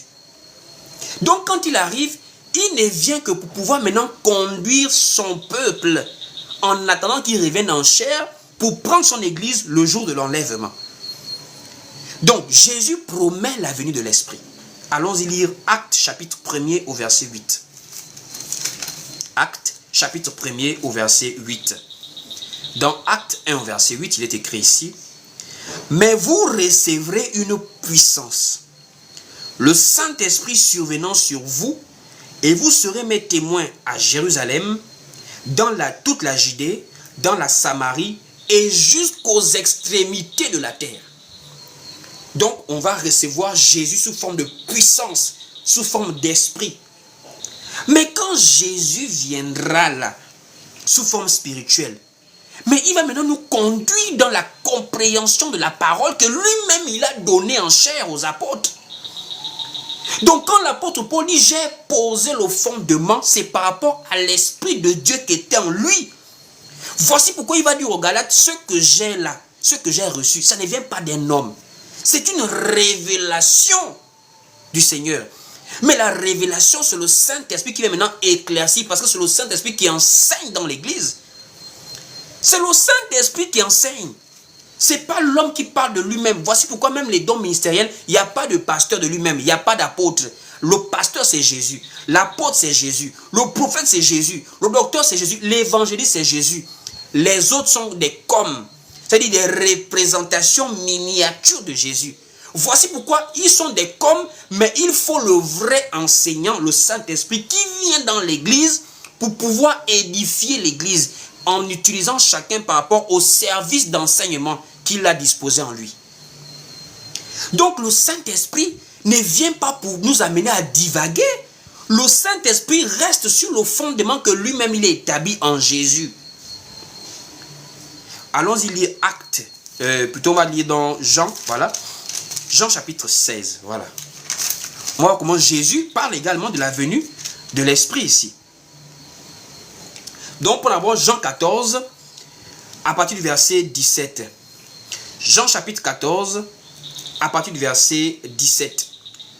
Donc, Jean 14, verset 17, il est écrit ici: l'Esprit de vérité que le monde ne peut recevoir parce qu'il ne le voit point et ne le connaît point. Mais vous le connaissez car il demeure avec vous, il sera en vous.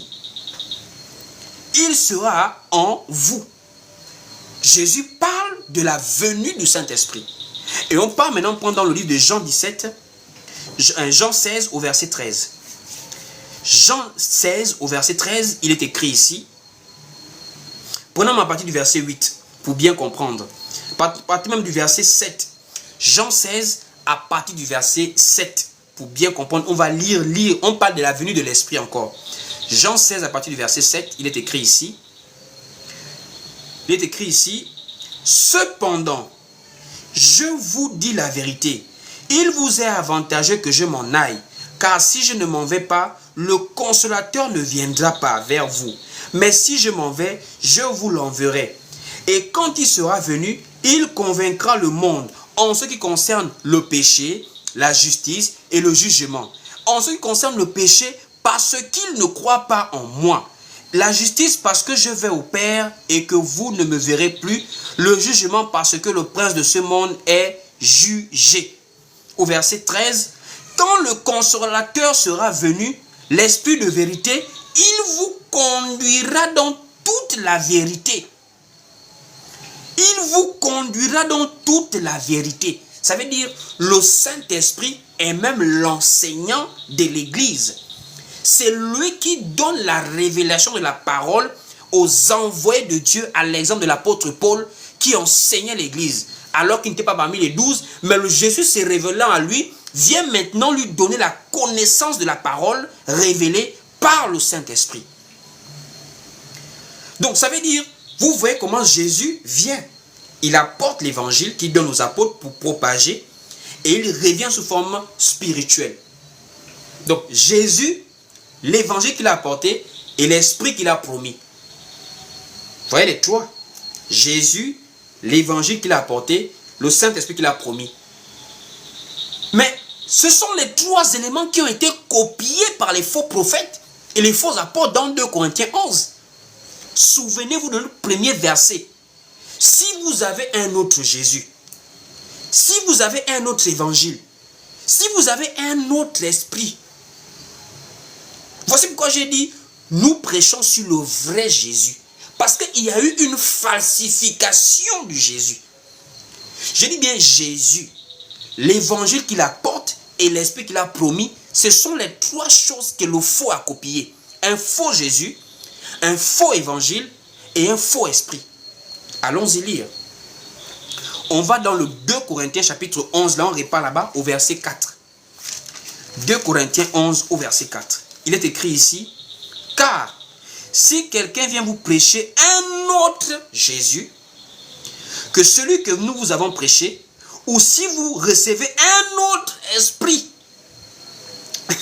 que celui que vous avez reçu, ou un autre évangile que celui que vous avez embrassé. Donc, les trois représentations de Jésus. Jésus vient, il apporte l'évangile et il promet l'esprit. Le faux aussi vient avec un faux Jésus, avec un faux évangile et un faux esprit. C'est ce que nous voyons que le dehors là est miné de ce faux là. Ce n'est pas le vrai Jésus. Et l'apôtre Paul va maintenant les dévoiler comment est-ce qu'ils opèrent ces gens. Ils ne vont jamais venir en disant Satan m'a envoyé au nom de Satan. Ils ne vont jamais dire ça. Au nom de Belzébul, ils ne vont jamais dire ça. Au nom du vaudou, ils ne vont jamais vous dire ça. Beaucoup là sont dans des sectes, dans des loges, dans des cercles ésotériques. Sans compter les ignorants aventurés, les courageux. Parce qu'il y a d'autres qui sont dans le vrai mysticisme, la vraie sorcellerie, le vrai mysticisme. Il y a seulement des petits courageux, des bolomans, des petits menteurs, prophètes, tiktokers là, avec de longs cheveux, oh je vois. Ils sont en des catégories. Mais tout ça là, c'est avec le deuxième Jésus là, qui n'a rien à voir avec le Jésus que prêchaient les apôtres. Rien à voir. Et comment est-ce qu'ils font? Au verset maintenant, nous sommes en 2 Corinthiens 11 là. À partir maintenant du verset 13, l'apôtre Paul dit maintenant comment ils font. Au verset 13 de 2 Corinthiens 11, Paul va dire, ces hommes-là sont de faux apôtres, donc des faux envoyés, des ouvriers trompeurs déguisés en apôtres de Christ. Ça veut dire qu'ils vont simplement faire de le copier-coller. Comme les vrais là, nous prêchons Jésus, ils vont aussi venir prêcher Jésus. Mais la différence, c'est pas au niveau du nom. Comment toi tu peux faire pour savoir que ça c'est le faux Jésus, ça c'est le vrai Jésus? C'est maintenant au niveau de l'enseignement, ça veut dire le détail. Oh Jésus et moi la croix pour toi c'est bien, mais qui est Jésus? Quelle est sa doctrine? C'est au niveau des détails qu'on attrape les bandits. Si c'est le Jésus en gros, ils disent Jésus comme nous disons Jésus en ce moment-là. Mettez les chaînes EMC TV, les autres chaînes là, et mettez-les. Béni TV, les pasteurs là, ils sont plein là. La cité de David en France, ils sont là, ils ont des lives, ils sont en live en ce moment, ils traversent. Ils sont en train de traverser. Des gens mal habillés comme des païens. Ça veut dire même les païens sont maintenant mieux que les soi-disant chrétiens là. Parce que quoi? Ils ont créé un Jésus à leur mesure. C'est ce Jésus là maintenant qui marche avec eux. Mais regardez le Jésus de la Bible. Et Paul dit, il se déguise en ange de lumière. Satan lui-même et ses apôtres se déguisent en apôtres de Christ. Voici pourquoi dans Matthieu 24, Jésus va bien dire, plusieurs viendront, mais sous mon nom. Plusieurs... Quand Satan vient tenter Ève, il vient en disant, Dieu a-t-il réellement dit? Satan est venu tenter Ève à base de la parole de Dieu. Il n'a pas parlé d'autre chose. Il a dit, Dieu a-t-il réellement dit? C'est la même chose que Satan a fait quand il est venu tenter Jésus au désert. Il dit à Jésus, tombe car il est écrit. Satan soulève maintenant les Écritures. C'est-à-dire Satan utilise la parole de Dieu pour séduire. Est-ce qu'on est conscient que dans Matthieu 4 ou même dans Luc, Satan a utilisé la Bible, la parole de Dieu, les saintes lettres là, pour tenter Jésus? Vous blaguez avec le diable. Satan connaît les Écritures. Satan connaît les Écritures. Même les démons connaissent les Écritures. Ce qui vous trompe, c'est quand quelqu'un a déjà dit, il est écrit, oh, ça c'est un homme de Dieu. Jésus, oh amen. Satan connaît les Écritures. Les démons connaissent les Écritures. Allons-y prendre deux passages. Vous allez voir comment Satan connaît les Écritures. Les démons aussi connaissent même. Bien même. Allons-y lire Matthieu chapitre 4. Matthieu au chapitre 4. On va lire comment Satan vient tenter Jésus. Il est écrit ici dans Matthieu 4.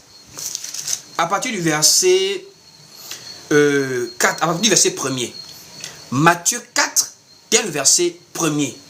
Il est écrit ici. Alors Jésus fut amené par l'Esprit dans le désert pour être tenté par le diable. Après avoir jeûné 40 jours et 40 nuits, il eut faim. Le tentateur s'étant approché, lui dit, « Si tu es fils de Dieu, ordonne que ces pierres deviennent des pains. » Jésus lui répondit, « Il est écrit, l'homme ne va pas de pain seulement, mais de toute parole qui sort de la bouche de Dieu. » Le diable le transporta dans la ville sainte, le plaça sur le haut du temple, et lui dit, si tu es fils de Dieu, jette-toi en bas, car il est écrit.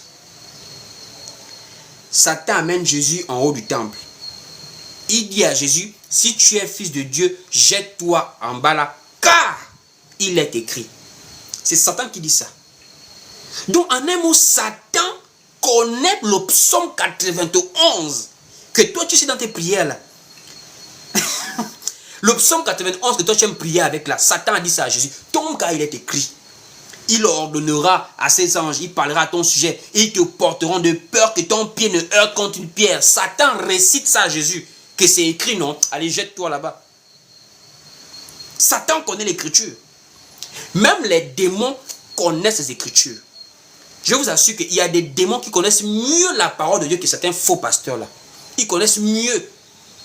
Parce que même les démons ont dit à Jésus, pourquoi tu viens nous tourmenter avant le temps? C'est un démon qui dit ça à Jésus. Donc le démon connaît même que Dieu a déjà tracé un calendrier prophétique. Il faut ça, il faut ça. On sait que on va souffrir. On sait qu'on va être tourmenté. Mais Jésus, le temps n'est pas encore arrivé. Oh, il y a des gens, je veux mon miracle aujourd'hui. Aujourd'hui, est-ce que tu connais le temps de Dieu? Ça, c'est quel niveau d'abrutissement des masses qui se passe dans les bâtiments comme ça là. Je veux mon miracle aujourd'hui. Aujourd'hui, même les démons disent à Jésus, c'est le temps. Tu nous tourmentes, c'est vrai, mais attention Jésus, le temps. Allons-y lire Matthieu chapitre 8. Matthieu chapitre 8. On va lire. Pour voir comment Jésus est face aux démons. Donc, nous sommes ici dans Matthieu chapitre 8, à partir du verset 28.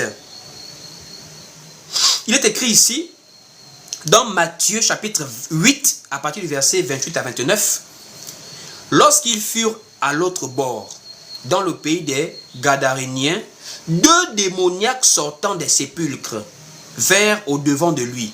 Ils étaient si furieux que personne n'osait passer par là. Et voici, ils s'écrièrent, qu'y a-t-il entre nous et toi, fils de Dieu? Es-tu venu nous tourmenter avant le temps? Es-tu venu ici pour nous tourmenter avant le temps? Oh, 2025, c'est de la percée financière. Le temps, actuellement, là, dans l'aspect prophétique, qu'est-ce qui se passe? Les démons connaissent même que là, on voit le prophétique. Il y a la guerre israélo-palestinienne en ce moment-là. La guerre à Gaza, ça ne te dit rien. Toi, tu es en train de traverser pour aller prendre la bénédiction en 2025. Je te dis qu'il y a la guerre en Israël. Est-ce que tu connais ce qui se passe en Israël? Est-ce que tu connais ce qui se passe avec l'élection de Donald Trump là? Ce monsieur qui est arrivé au pouvoir là.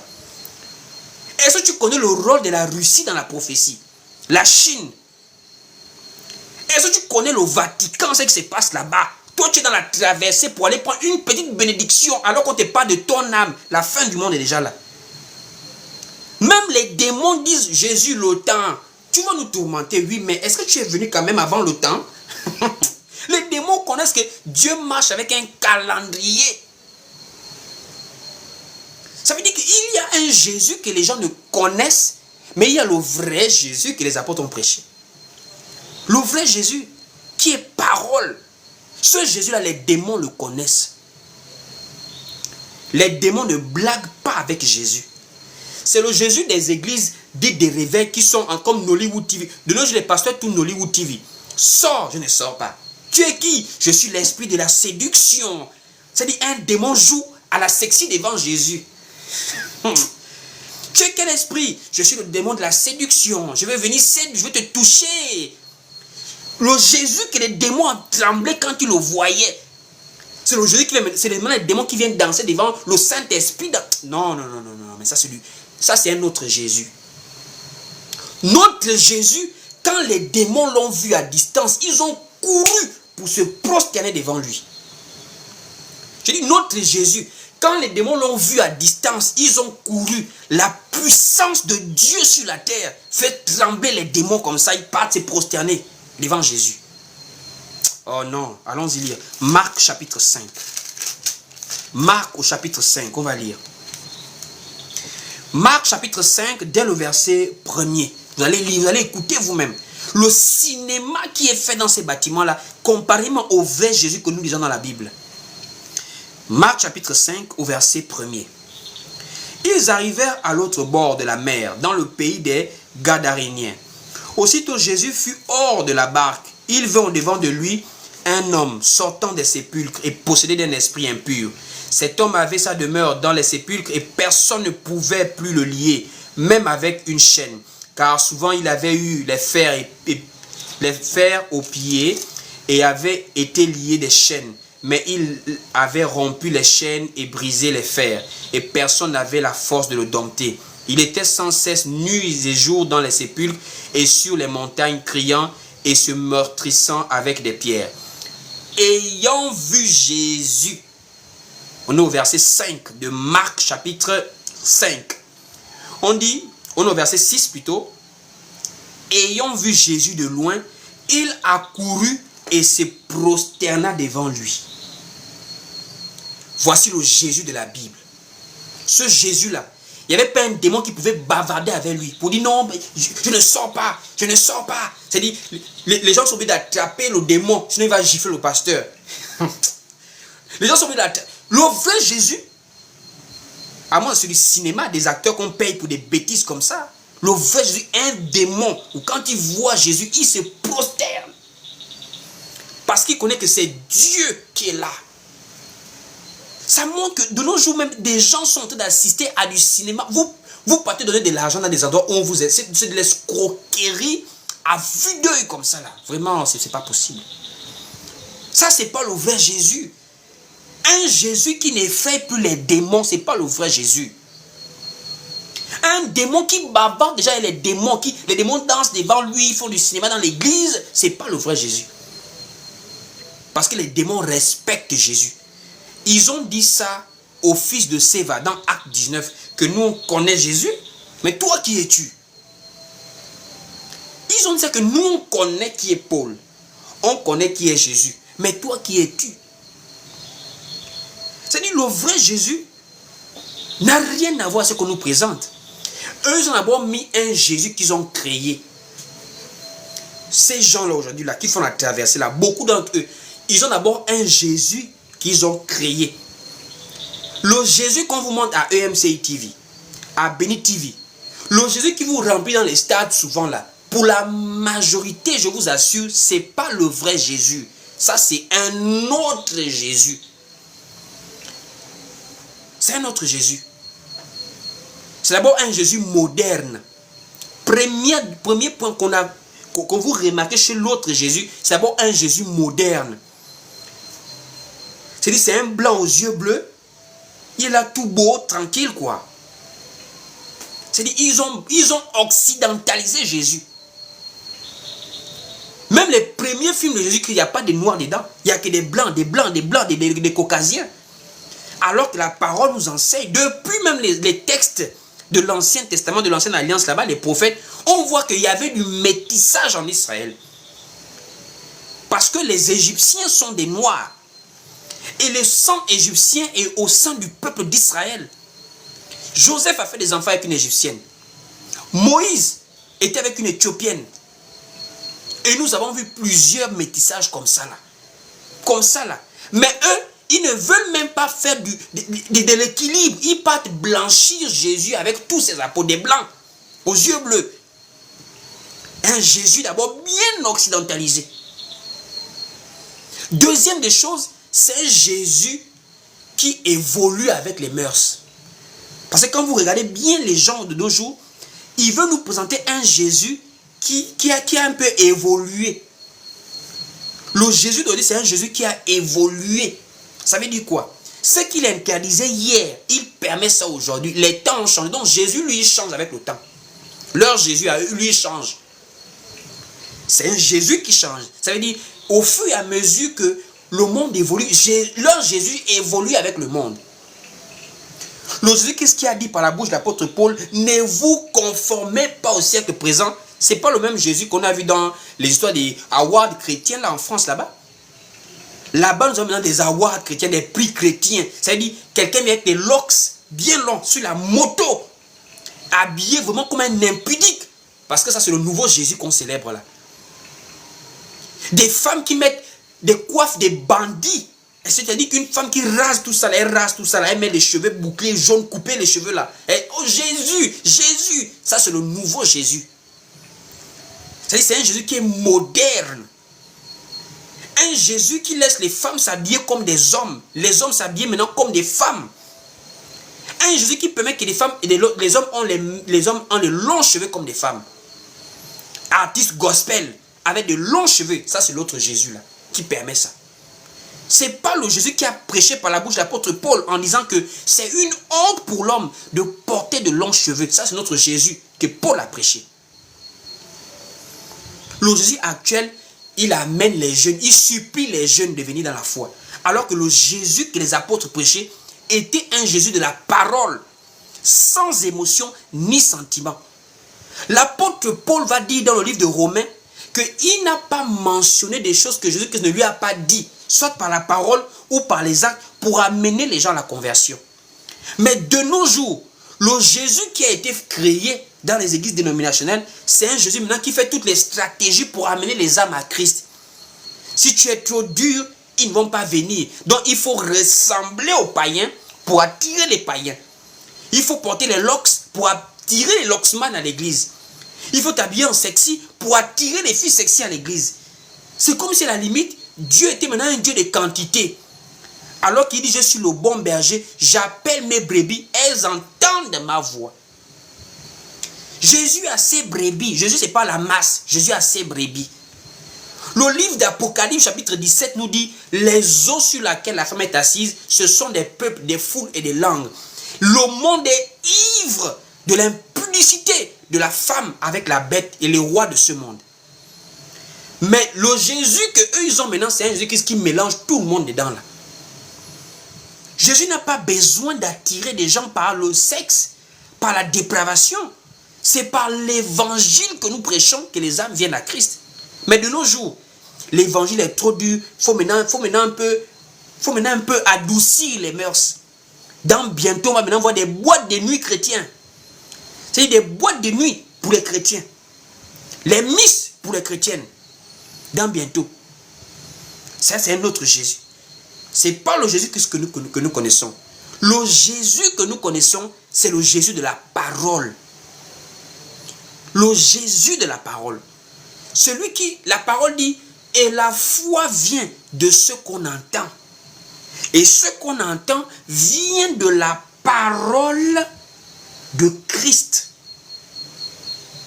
Et pour terminer le dernier point que nous allons voir ce soir, avant de prier pour la fin, c'est le Jésus de l'émancipation de la femme. Le Jésus qui a amené les femmes à s'émanciper. Quelqu'un m'avait dit une fois face à face comme ça que non, mais il faut un peu évoluer avec la Bible. Il m'a dit ça. Je lui dis, est-ce que dans la Bible, dans les Saintes Lettres, tu as des passages qui autorisent une femme à prêcher? Il me dit non, il faut un peu évoluer. Alors que la parole nous dit dans Jacques que devant le trône de Dieu, il n'y a ni homme de variation, ni changement.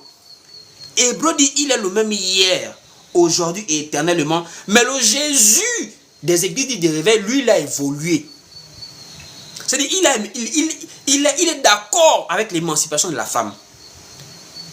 Alors que le Jésus de la parole, le Jésus de Paul, c'est le Jésus qu'est-ce qu'il a inspiré à dire que les femmes soient soumises, qu'elles s'occupent des soins domestiques.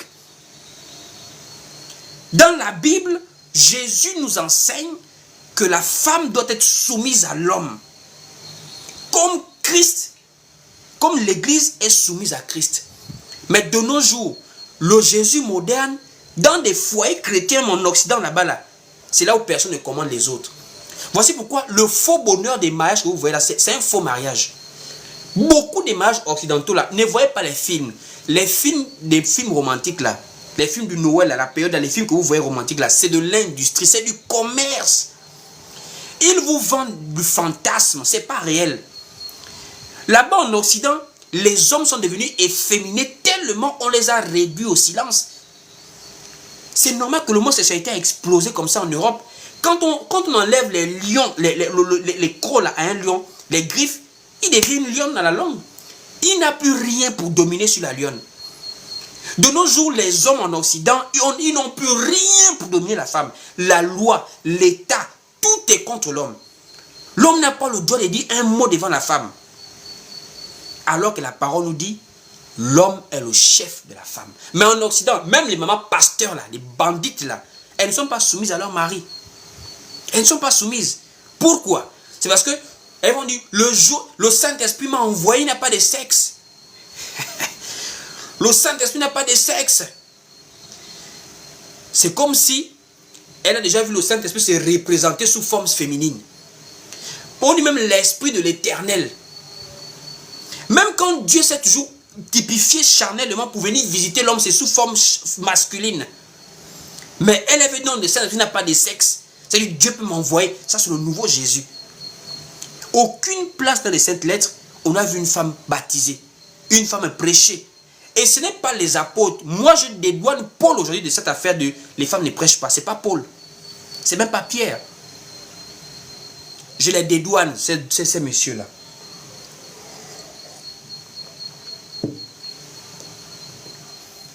Ce n'est pas de leur faute. Parce que le combat, c'est maintenant contre Paul. Mais allez-y attaquer Jésus-Christ lui-même. Pourquoi vous attaquez Paul? Jésus de son vivant, il a fait prêcher les 12 apôtres. Pourquoi les femmes n'ont même pas dit un mot de prédication pendant que Jésus lui-même était encore là? Donc Paul n'est que dans la continuité de ce qu'il a trouvé Jésus lui-même faire, son Seigneur. C'est Jésus qui n'a envoyé aucune femme prêcher. Aucune. Il a envoyé dans Matthieu 10, il envoie les apôtres. Mais les femmes l'accompagnaient avec des biens et non avec la prédication de la parole.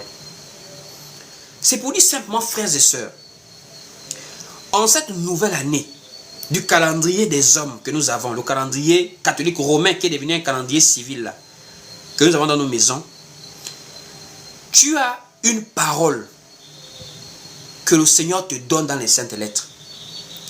Ce qui est sûr, c'est que tu as beaucoup de résolutions que tu as prises. Tu as des projets, tu as des aspirations, tu as des situations que tu as présentées à Dieu, que tu veux que ça s'améliore en 2025. Personne ne veut reculer dans sa vie. Tout le monde veut prospérer, tout le monde veut évoluer, tout le monde veut voir comment sa vie est dans une ascension en fait. Et laisse-moi te dire, même Dieu veut que tu prospères. Laisse-moi te le dire, hein. Même Dieu veut que tu prospères. À tous égards. Mais il y a une suite. Dieu ne veut pas seulement que ce sont tes finances qui prospèrent. Que ce sont tes affaires qui prospèrent. Dieu veut aussi et surtout que ce soit ton âme qui prospère. Car à quoi te servira-t-il d'être prospère partout si tu perds ton âme? Est-ce que tu as oublié la parabole de l'homme riche et de Lazare dans Luc chapitre 16? Jésus ne me parle d'un homme riche. Mais quand il est mort, il est allé au lieu de tourment. Nous sommes là pour prier, pour que Dieu améliore beaucoup d'aspects de nos vies. Mais la première chose que tu dois demander à Dieu, le premier aspect de ta vie, que tu dois demander à Dieu que Seigneur améliore ça chez moi, c'est l'état de ton âme, mon frère. Tu peux avoir voiture là, c'est la voiture qui t'amène au cimetière. Beaucoup de gens ont acheté des voitures, c'est la même voiture qui l'a amené au cimetière, voiture qu'il achète lui-même avec son propre argent. C'est-à-dire quand il était à pied, il a pris beaucoup de taxis, jamais accident. Mais quand il achète sa propre voiture, c'est la voiture qui l'amène au cimetière. C'est la voiture qui l'amène au cimetière.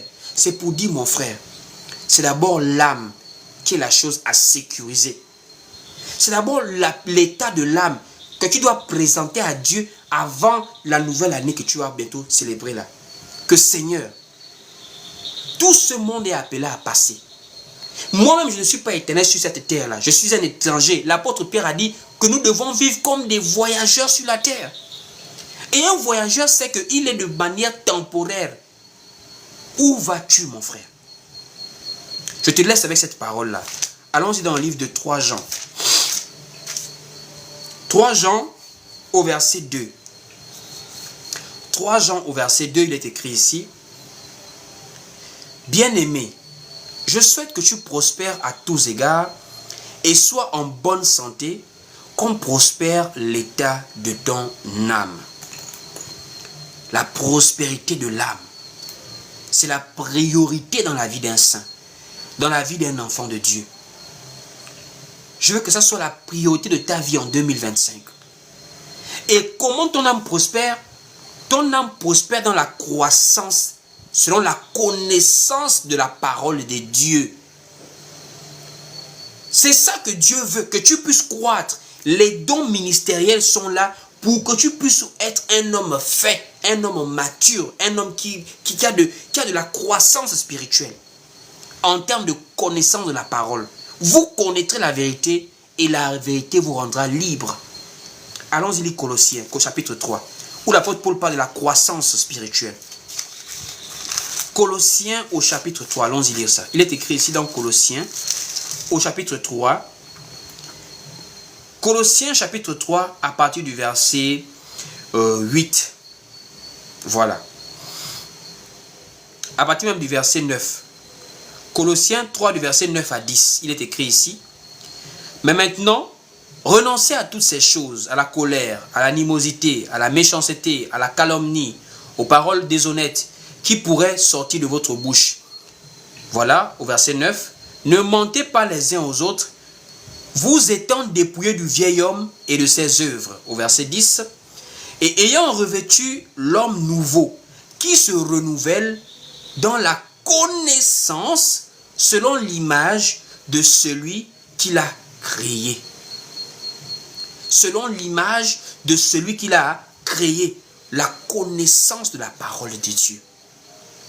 Et c'est ce qui est aussi dit dans Éphésiens chapitre 4 là en question. Éphésiens chapitre 4 au verset 11.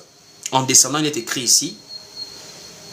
Et il a donné les uns comme apôtres, les autres comme prophètes, les autres comme évangélistes, les autres comme pasteurs et docteurs, pour le perfectionnement des saints, en vue de l'œuvre du ministère et de l'édification du corps de Christ, jusqu'à ce que nous soyons tous parvenus à l'unité de la foi et de la connaissance du Fils de Dieu, à l'état d'homme fait, à la mesure de la stature parfaite de Christ, afin que nous ne soyons plus des enfants flottants et emportés à tout vent de doctrine par la tromperie des hommes, par la ruse dans les moyens de la séduction. C'est pour dire la chose la plus importante. Vous savez, dans la vie de tout homme, il y a des priorités. Je ne sais pas quelle est la priorité de ta vie. Même quand un homme prend de l'argent chaque fin du mois, il y a d'abord des priorités, on appelle ça des charges. Peut-être qu'il a un loyer, s'il loue, il a la popote, la famille, la maison, la nourriture. Il a le taxi à mettre à côté pour aller au travail. Il a l'argent pour donner à la femme et aux enfants. Il y a des priorités dans tout ce que nous faisons. Mon frère, même ton existence là, tu dois apprendre à mettre ça sur la table et tu te demandes quelle est la priorité de ma vie en fait. Est-ce que c'est manger seulement et dormir? Tu n'es pas un animal. C'est l'animal qui vit de manière instinctive. Il se lève le matin, il se balade, il mange, le soir, il dort. La même chose, la même routine. Mais toi, Dieu a mis en toi la pensée de l'éternité. C'est pour que tu puisses penser à ton devenir. 2025, ne pense pas premièrement à la voiture. Ne pense pas premièrement au mariage. C'est bien de penser à ces choses. Mais je dis, la priorité, c'est le devenir de ton âme. La mort n'avertit pas.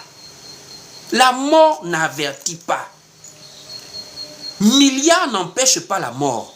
Il y a des présidents qui sont morts en fonction, des multimilliardaires. La mort n'a pas empêché, le milliard n'a pas empêché la mort de venir te prendre.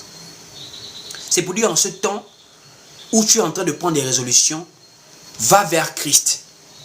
Ne cherche pas à attendre minuit là pour dire bonne année et recevoir des meilleurs vœux. C'est mieux quand c'est Dieu qui te souhaite une bonne année, plutôt que quand c'est les hommes qui te souhaitent ça. Fais le bilan de tes années, ça fait 10 ans, bonne année qu'on te souhaite là. Ton année est bonne pour autant. 24 heures arrive, minuit là. Bonne année, est-ce que c'est parce qu'on t'a dit bonne année que ton année sera bonne pour autant? Enlève les émotions, enlève les sentiments. Sois maintenant un homme spirituel pour dire, Seigneur, la lumière du premier jour, c'est Christ. Et c'est la lumière qui éclaire. Cette lumière que je demande dans ma vie pour que mon année soit bonne. Ton année est bonne lorsque tu la commences avec Jésus-Christ. Plutôt que d'attendre sur WhatsApp bonne année, cherche la bonne année avec Jésus-Christ, mon frère, ma soeur. Vraiment que Dieu te bénisse, te fortifie et te garde durant toute cette année qui va bientôt commencer. Que la parole de Dieu soit ce qui te conduit. Que la grâce de Dieu soit notre partage à tous. Shalom, shalom et paix et grâce à tous. Nous allons maintenant passer à la prière. Juste avant de terminer nos moments, voilà. Nous sommes arrivés au temps de prière. Si tu as un sujet de prière, vraiment, nous pouvons faire ça. Nous sommes en train de terminer. Tu peux mettre ça en commentaire ou monter. Et nous allons prier maintenant ensemble.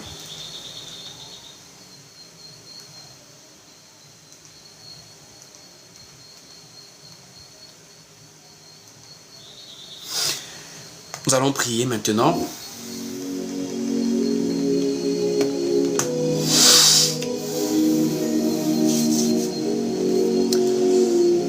Seigneur, mon Dieu, mon roi, je te rends grâce. Je te dis merci, mon Dieu, pour ces temps que nous avons passés. Je te dis merci pour la présence d'une personne connectée maintenant. Je te dis merci pour l'édification. Tu as dit, il y a beaucoup d'appelés, mais il y a peu d'élus. Seigneur, nous ne sommes pas impressionnés par le nombre de personnes qui sont remplies dans des bâtiments. Parce que nous savons que tu avais prophétisé que les faux prophètes séduiront beaucoup de gens. Beaucoup de gens vont être séduits. Voici pourquoi, Seigneur, nous ne nous limitons pas à la quantité, mais nous nous limitons à la qualité des personnes que tu as attirées sur ce live. Seigneur, souviens-toi de nous en cette nouvelle année qui va commencer. Nous ne marchons pas par rapport au calendrier des hommes. Nous marchons par rapport à ce que tu as prévu pour nous, au temps fixé par toi-même.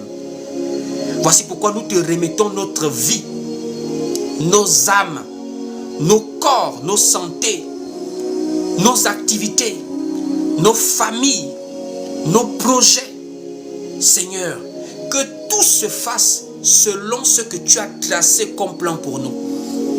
Jésus nous a enseigné l'obéissance en disant, non pas ma volonté, mais ta volonté. Tu nous as enseigné la prière, que ta volonté soit faite sur la terre comme elle est faite au ciel. Nous prions de marcher selon la trace des apôtres, à qui tu as montré l'exemple, Seigneur. Nous prions que tu sois notre meilleur conseiller. Nous ne voulons plus être sur les lives des coachs pour voir les coachs qui conseillent en matière couple, en matière mariage. Parce que le mariage est une institution divine. Il n'y a que celui qui a institué la chose qui maîtrise la chose. Tu es le meilleur coach, Seigneur Jésus-Christ. Tu es le meilleur conseiller. Voici pourquoi, Seigneur, conseille une femme mariée d'être soumise à son mari. Conseille un homme marié d'aimer sa femme. Conseille à des enfants d'être obéissants à leurs parents. Conseille à des parents de garder leurs enfants et de leur montrer la voie du Seigneur. Conseille à tes serviteurs de rester fidèles à ta parole. Conseille à ton Église de ne pas se conformer au siècle présent. Nous remettons, oh mon Dieu, mon roi, nos vies totales entre tes mains. Que rien ni personne ne puisse avoir un mot à dire si ce n'est que toi, Seigneur. Nous n'allons plus écouter les avis des hommes, mais nous allons écouter ce que toi tu nous dis. L'apôtre Pierre avait dit, il vaut mieux plaire à Dieu plutôt que de plaire aux hommes. Là où de nos jours les pasteurs cherchent à plaire au monde, les pasteurs veulent être populaires. Nous, Seigneur, on veut te plaire toi. Même si on devient les gens les plus impopulaires de TikTok, nous allons prêcher ta parole parce que nous voulons te plaire toi, Seigneur Jésus-Christ.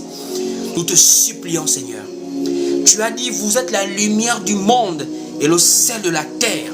Tu as dit dans Philippiens que vous êtes les flambeaux qui brillaient au milieu d'une génération perverse. Là où l'Église aujourd'hui tend à se mélanger avec le monde, nous voulons rester, Seigneur, radicaux par rapport à ta parole.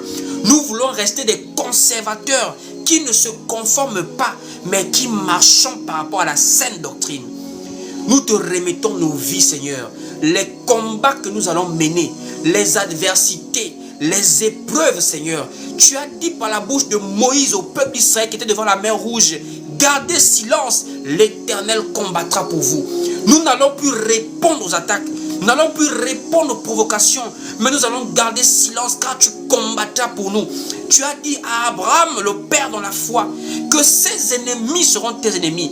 Or, en Jésus-Christ, nous sommes fils d'Abraham. Voici pourquoi, Seigneur, je te remets mes combats. Comme nous te remettons à tous nos combats, nos défis, Seigneur. Quiconque va nous attaquer, va s'attaquer à toi. Quiconque va vouloir nous donner des coups, va se battre avec toi, Seigneur. Et nous savons que tu es le Dieu tout-puissant et rien ni personne n'est égal à toi, Seigneur, mon Dieu. Oh, Seigneur Jésus-Christ, nos familles sont entre tes mains. Nos familles sont entre tes mains, Seigneur. Satan combat la famille, mais nos familles seront couvertes par ta grâce. Satan combat le mariage, mais Seigneur, le mariage de quelqu'un est couvert par ta grâce. Satan combat la santé de quelqu'un. Nous me remettons tout entre tes mains. Dans le nom de Jésus-Christ. Dans le nom de Jésus-Christ, mon Dieu, mon roi. Que tu puisses, toi, nous souhaiter la meilleure année. La bonne année. Nous n'avons plus confiance aux meilleurs vœux que les gens nous donnent. Les bonnes années à gauche, bonne année à droite. Nous avons confiance à la meilleure année que toi, tu déclares dans nos vies. Tu as dit à Pierre, tu es heureux, Simon, fils de Jonas. Tu as dit par la bouche de l'apôtre Jean, tu veux que nous prospérions. Seigneur, c'est ta parole que nous attendons, Seigneur. Les hommes peuvent nous dire bonne année. Ça ne va pas dire que notre année sera forcément bonne. Mais c'est ta parole que nous attendons, Seigneur. Ce que tu diras, c'est ce qui s'accomplira dans nos vies. Dans le nom de Jésus-Christ. Dans le nom de Jésus-Christ. Que tu sois glorifié. Que tu sois glorifié, Seigneur, mon Dieu. Au nom de Jésus-Christ. Au nom de Jésus. Quelqu'un qui maintenant met sa foi en toi. Quelqu'un qui met sa foi en toi. Elle n'a plus de solution. Il n'y a que toi, Seigneur. Regarde les adversités qu'une personne traverse. Il n'y a que toi, Seigneur, mon Dieu, mon roi. Dans le nom de Jésus-Christ, nous croyons au Jésus qui est le même hier, aujourd'hui et éternellement. Le même qui guérissait. Le même qui faisait des miracles. Le même qui ressuscitait les morts. Le même qui calmait les tempêtes. C'est le même en qui nous croyons aujourd'hui. Le Jésus-Christ que Paul a prêché. Le Jésus que Pierre a prêché. Ce Jésus qui est parole. C'est en lui que nous mettons notre foi maintenant en 2025. Et en personne d'autre, Seigneur. Tu es l'alpha et tu es l'oméga, Seigneur. Ce que ta bouche dit, ça met l'accompli, Seigneur. C'est vers toi que nous nous humilions. Nous nous prosternons pour dire, Seigneur, prends le contrôle de nos vies en cette nouvelle année, Seigneur. Que nous allons maintenant de victoire en victoire et de gloire en gloire. Que la parole de Dieu soit notre partage, notre absolu en cette nouvelle année, Seigneur. Nous te remettons nos corps, nos esprits, nos âmes, nos maisons, nos familles, tout entre tes mains dans le nom de Jésus-Christ. Nos déplacements, il y a la mort, il y a les enlèvements, il y a des crimes, il y a des agressions, Seigneur. La protection divine, Seigneur, c'est toi seul, mon Dieu. Nous nous remettons entre tes mains. Tu nous protégeras durant toute cette année, Seigneur. Aucun mal ne nous arrivera, Seigneur. Il n'y a que toi qui veilleras sur nous, mon Dieu. Nous n'avons pas confiance aux taximans. Nous n'avons pas confiance, Seigneur, aux bâtiments dans lesquels nous nous abritons en tant que maison. Nous avons confiance en toi, Seigneur. Toi qui es le roc, toi qui es un refuge, toi qui es un abri, Seigneur Jésus-Christ. Nous voulons demeurer sous l'abri de tes ailes. Nous voulons demeurer en toi qui es une haute forteresse, mon Dieu, mon roi. Toi qui es la protection ultime, dans le nom de Jésus-Christ. Ramène l'amour dans un mariage. Ramène l'amour dans une famille. Réconcilie ceux qui se sont éloignés par la haine, par l'orgueil, par beaucoup de difficultés, par des blessures, Seigneur. Ramène l'amour, ramène la paix, ramène l'unité, Seigneur. Ravive la parole de Dieu. Amène nos parents à la repentance. Nos parents qui ne te connaissent pas, qui sont à l'heure actuelle dans des bars, dans des snacks, en train de se livrer à la débauche. Nous prions pour leurs âmes. Car tu ne veux pas que le méchant périsse, mais tu veux qu'ils parviennent à la repentance. Nous prions pour nos parents qui sont encore incrédules. Que tu touches leur cœur dans le nom de Jésus-Christ. Dans le nom de Jésus-Christ. Dans le nom de Jésus-Christ. Amen. Amen et Amen. Pour plus d'édification, suivez-nous sur Facebook, YouTube, TikTok et Instagram. Que Dieu vous bénisse.